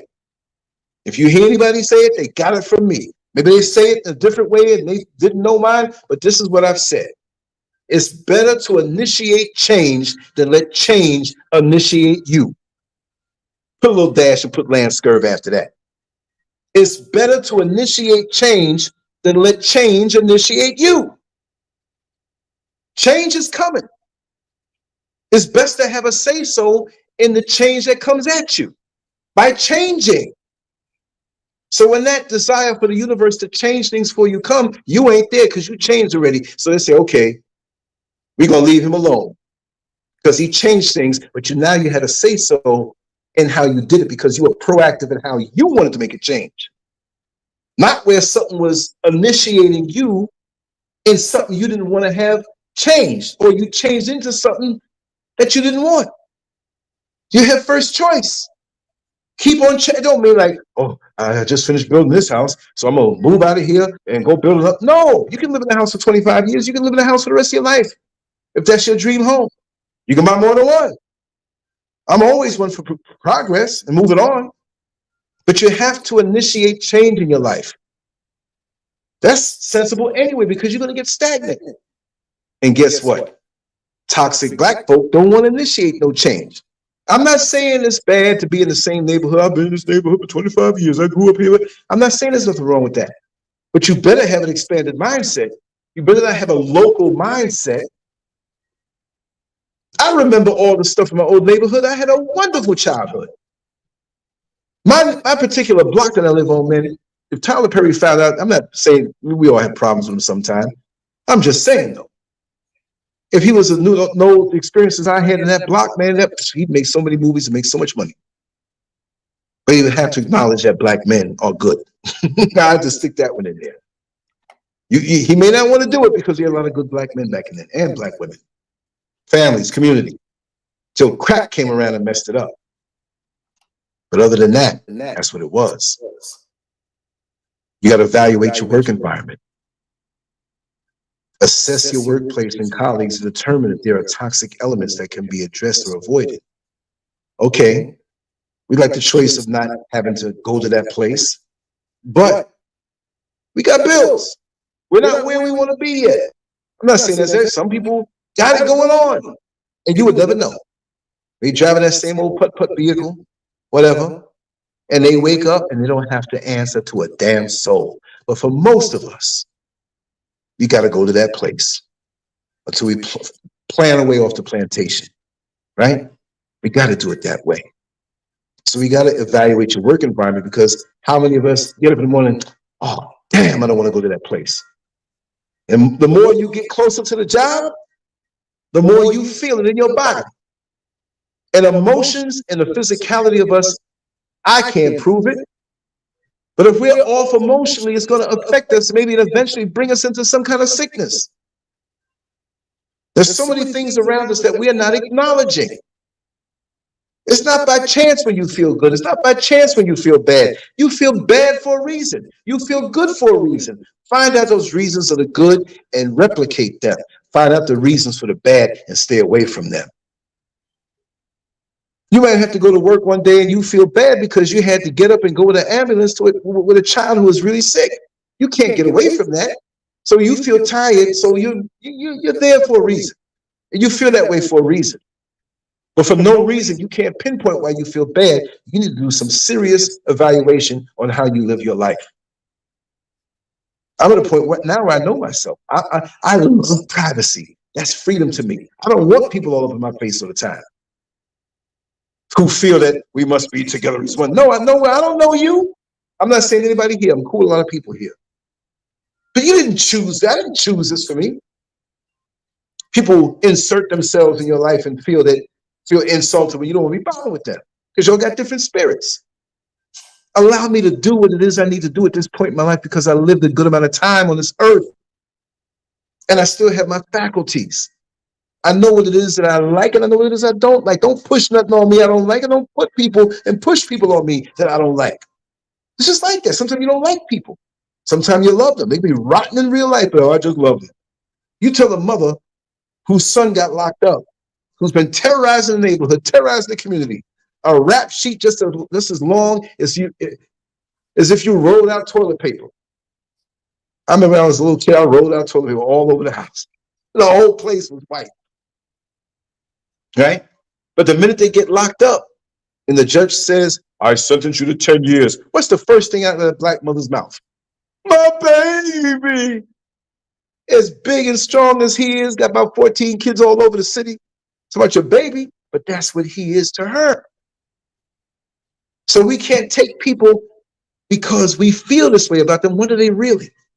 What effect are they going to have in your life?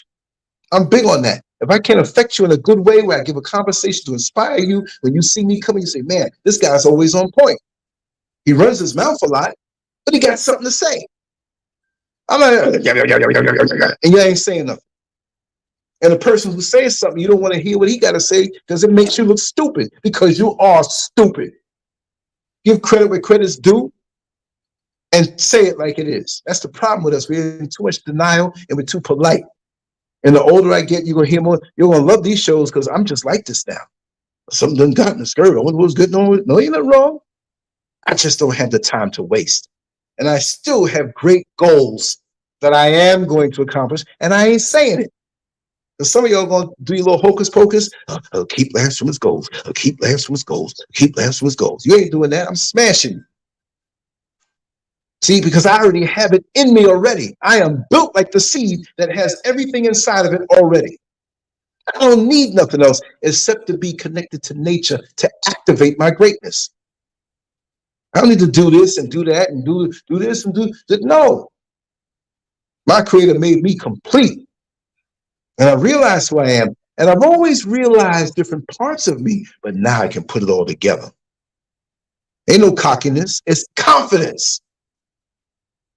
And a relentless drive to not be stopped. Because when it's time for me to leave the store of this life, ain't nothing gonna go beeping off like I shoplifted. I can pass on through with peace of mind. I want to be able to, if I have the luxury of a transition bed, some of us evil people are going to have a deathbed, but I want to have a transition bed. So I'm trying to correct myself now. I can look back and reminisce on all the things that I accomplished, whether the world acknowledged it or not. And that's another thing we got a problem with. We want acknowledgement from the world. This world ain't gonna matter. Like the video went viral recently. Several different people made it. 100 years from now, ain't nobody gonna know you. Ain't nobody gonna know you. You mentioned Muhammad Ali 100 years from now. People will know because of technology if it's still around. But I know there's going to be a great reset and things might be lost. Oh, yeah, Muhammad Ali, he was a great hockey player, wasn't he? Were his parents European? They ain't going to remember. So why are we so focused on worldly acknowledgement from toxic people who don't want to give it to us anyway? Just do what it is from the inside. Throw it out of you, make it happen, and move on. But I want to be able to lay there, if I have time, as I begin to leave this level, with whoever it is in my inner circle, whether they're DNA sharers or not, or people I just met, and say, hey, it was a hell of a ride. Maybe I left this earth, or leaving this earth, a little better off for what I did in my past, than as if I wasn't here and nothing at all. Because even when you do things, we use inventions and we don't know who invented it. They dead and gone, and we're using their invention and don't know who made it. So you talking about a YouTube page? Are you serious? You talking about a website? Are you serious? How long is my website going to stay up after I pass on? People who love me will keep it up. After a while, like, we gotta let this go. This is too expensive. And all the work is gone. I know that. But those who are vibrating with me may get a feeling, or somebody will see something for a little time that's younger and take a little piece of what I put out there, not even knowing what I do. There are people who don't even know I came online as an artist. I'm going back to that. I don't care about YouTube hits. I don't care about this stuff.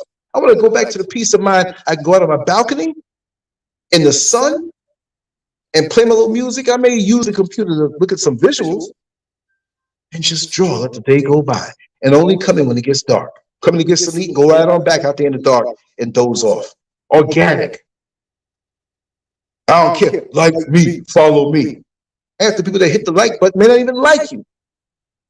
Half the people who follow you, you don't even know.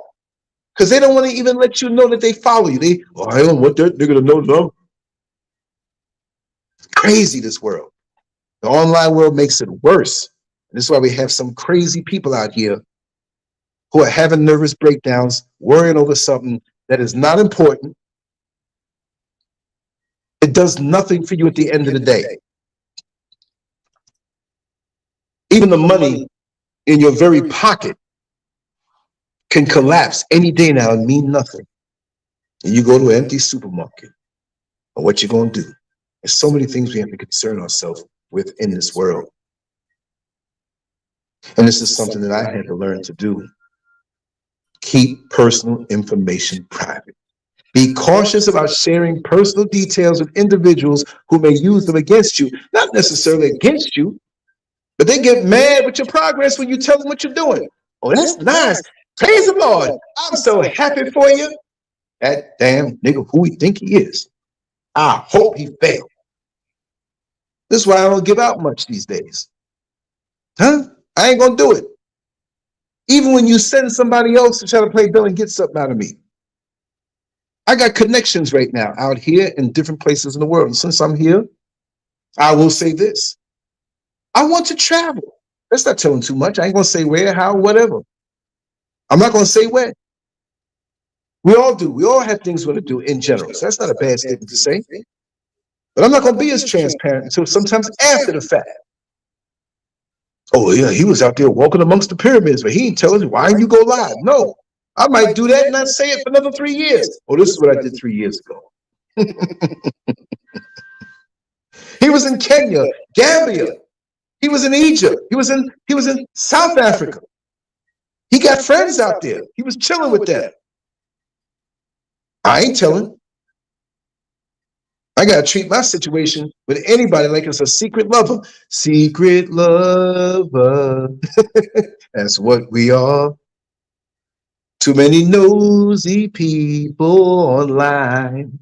And when they find out what you were doing, they keep going on and hating so much because the hate is real. So real. The hate is real. But like Muhammad Ali said, you can't hit what you can't see. If I move out the way real quick and you throw a blow, but I move out the way, you just swing it there. You got to keep your personal information private. I used to be so trusting. Oh, when you come out, don't know you're from Jack, you can come stay by the house. Then you get on my computer and want to mess up everything in my computer and damage stuff that's there and take information. I thought you went to bed. It's 3:30 in the morning. Oh, you left your computer on and I just had, no, what's going on? And you go in and you check your computer, everything's rearranged. They done lifted stuff. Who knows what they put on there? They could have came in your room and chopped you up and you being nice. No, it ain't gonna happen like that. Last thing I want to say, celebrate successes privately. Be cautious about sharing your achievements with those who may try to downplay them or undermine your success. You can tell when somebody's downplaying something. Well, you can downplay what I achieved, but guess what? I'm achieving more. So keep on downplaying and understand you're wasting your time. And they will try to undermine you. I don't want to walk around in a paranoid state of mind, but this world, the way it is, you better be on point with something. The egg in nature, look at nature. Look at the egg. You break the egg, what's on the inside? All the soft yolk and the other parts of it there. But the egg in nature has a hard shell on it to protect the soft insides. For a reason. So anything delicate and sensitive and easy to destroy has something protecting it. You know when you see the president come out, they got the Secret Service and all these people around them. Kings and queens and dignitaries, and they got the security around them. Bulletproof vehicles, all that stuff, because they're precious, or supposed to be. Well, you know I feel different about that. They're so paranoid from all the hell they raise all over the world. That's not even a righteous thing they're doing. But you celebrate your successes privately. If I achieve something now, you're going to find out about it after. My inner circle will know about it. And my inner circle is real tight right now. My inner circle is so tight. I moved the wrong way when I was in the bed and I started choking because around my neck, the inner circle is so tight, like a choker. And you must look to keep upgrading what's around you, because everybody that's around you is not always for you. But on that note, I want to wrap it down. I'm on the phone. I'm sitting, I keep forgetting that I'm not on the computer, but I have it up on the screen where I can see the chat room. And so many people have passed through in these last 3 hours and 16 minutes since I started talking, but I wanted to give a little extra time because we had the little technical difficulties. So when you hear this as an upload, then you know that, well, he went through that, but he kept on going because nothing's going to stop me. I'm determined. You know, I am determined. If I set my mind to do something righteously, go on and try to stop me. I'm going to do it. I may say I'm going to do something and, you know, fool you. You're waiting on one road to sabotage me. I'm way going somewhere else. You got to know how to be shifty righteously in a shifty world. The toxic people, you know, what can I say? I still haven't covered trash culture. Let's go another 3 hours. No, I ain't going to do that. I got something to do. But I'm going to come back with a part 3, which will really be just focused on the trash culture, because toxic black people and trash culture go together. And I'm going to start out and talk about trash culture. I can't promise it will be later. Maybe it will. Maybe I'll do 10 shows today. I don't know. Maybe I'll do one more. Right? But between now and tomorrow, I will do that. There's other things I have to do, but I will come on with another show. And if I have the energy to put into this, I'll do it. If not, I'll do something shorter or get some footage because it's a beautiful day outside. I'm Bill Withers with it. When I wake up in the morning, love. Anyway, just want to say I love you all. Let me take that back. I don't love all of y'all because all y'all don't love me. I love the ones who love me. You love me, I love you. I love you, you love me. If you're tricking me, I'm going to kick you in the head and get you away from me. That's where you got to go. Self-preservation, that's not a crime. When you preserve yourself and you think of you first and you say, hey, it doesn't mean money, but you say, what am I getting out of this? What is it edifying that I'm getting out of this? Nothing wrong with that. You should be thinking that way. So if you come onto this show and you hear me talk and you don't get nothing out of it, don't come here no more because I'm wasting your time. But I'm going to speak reality because reality is all I know. I was raised by a set of parents that always taught me reality. Like I said, when I was 6, 7, 8 years old, my father brought me around in Washington Heights in Harlem, in Manhattan, and showed me the raw, gritty, real. So I always thought that way. And so when I got to my adolescent years, I wasn't intrigued about anything out there to fall into its pit. I wasn't intrigued about sticking a needle in my arm or smoking something or robbing somebody. I knew that if I wanted something, I had to work hard for it and focus. So these things were put inside of me. I just forgot the memo about staying away from too many girlfriends. That was it. And thank God I'm safe with a healthy bloodstream because I was protected for something, because I know more than anybody else I'm here for a purpose, and you need to know that. And if you don't know you're here for a purpose, you're wasting your time. Find out your purpose, because the most dangerous person in the whole world is a person that doesn't know their purpose. If you don't know your purpose, you're basically screwed, because you're going to waste a lifetime searching and following behind somebody and waiting for some white man to bust through the clouds to help you out. You got it all inside of you. And the bottom line is that you need to know that. You need to know that.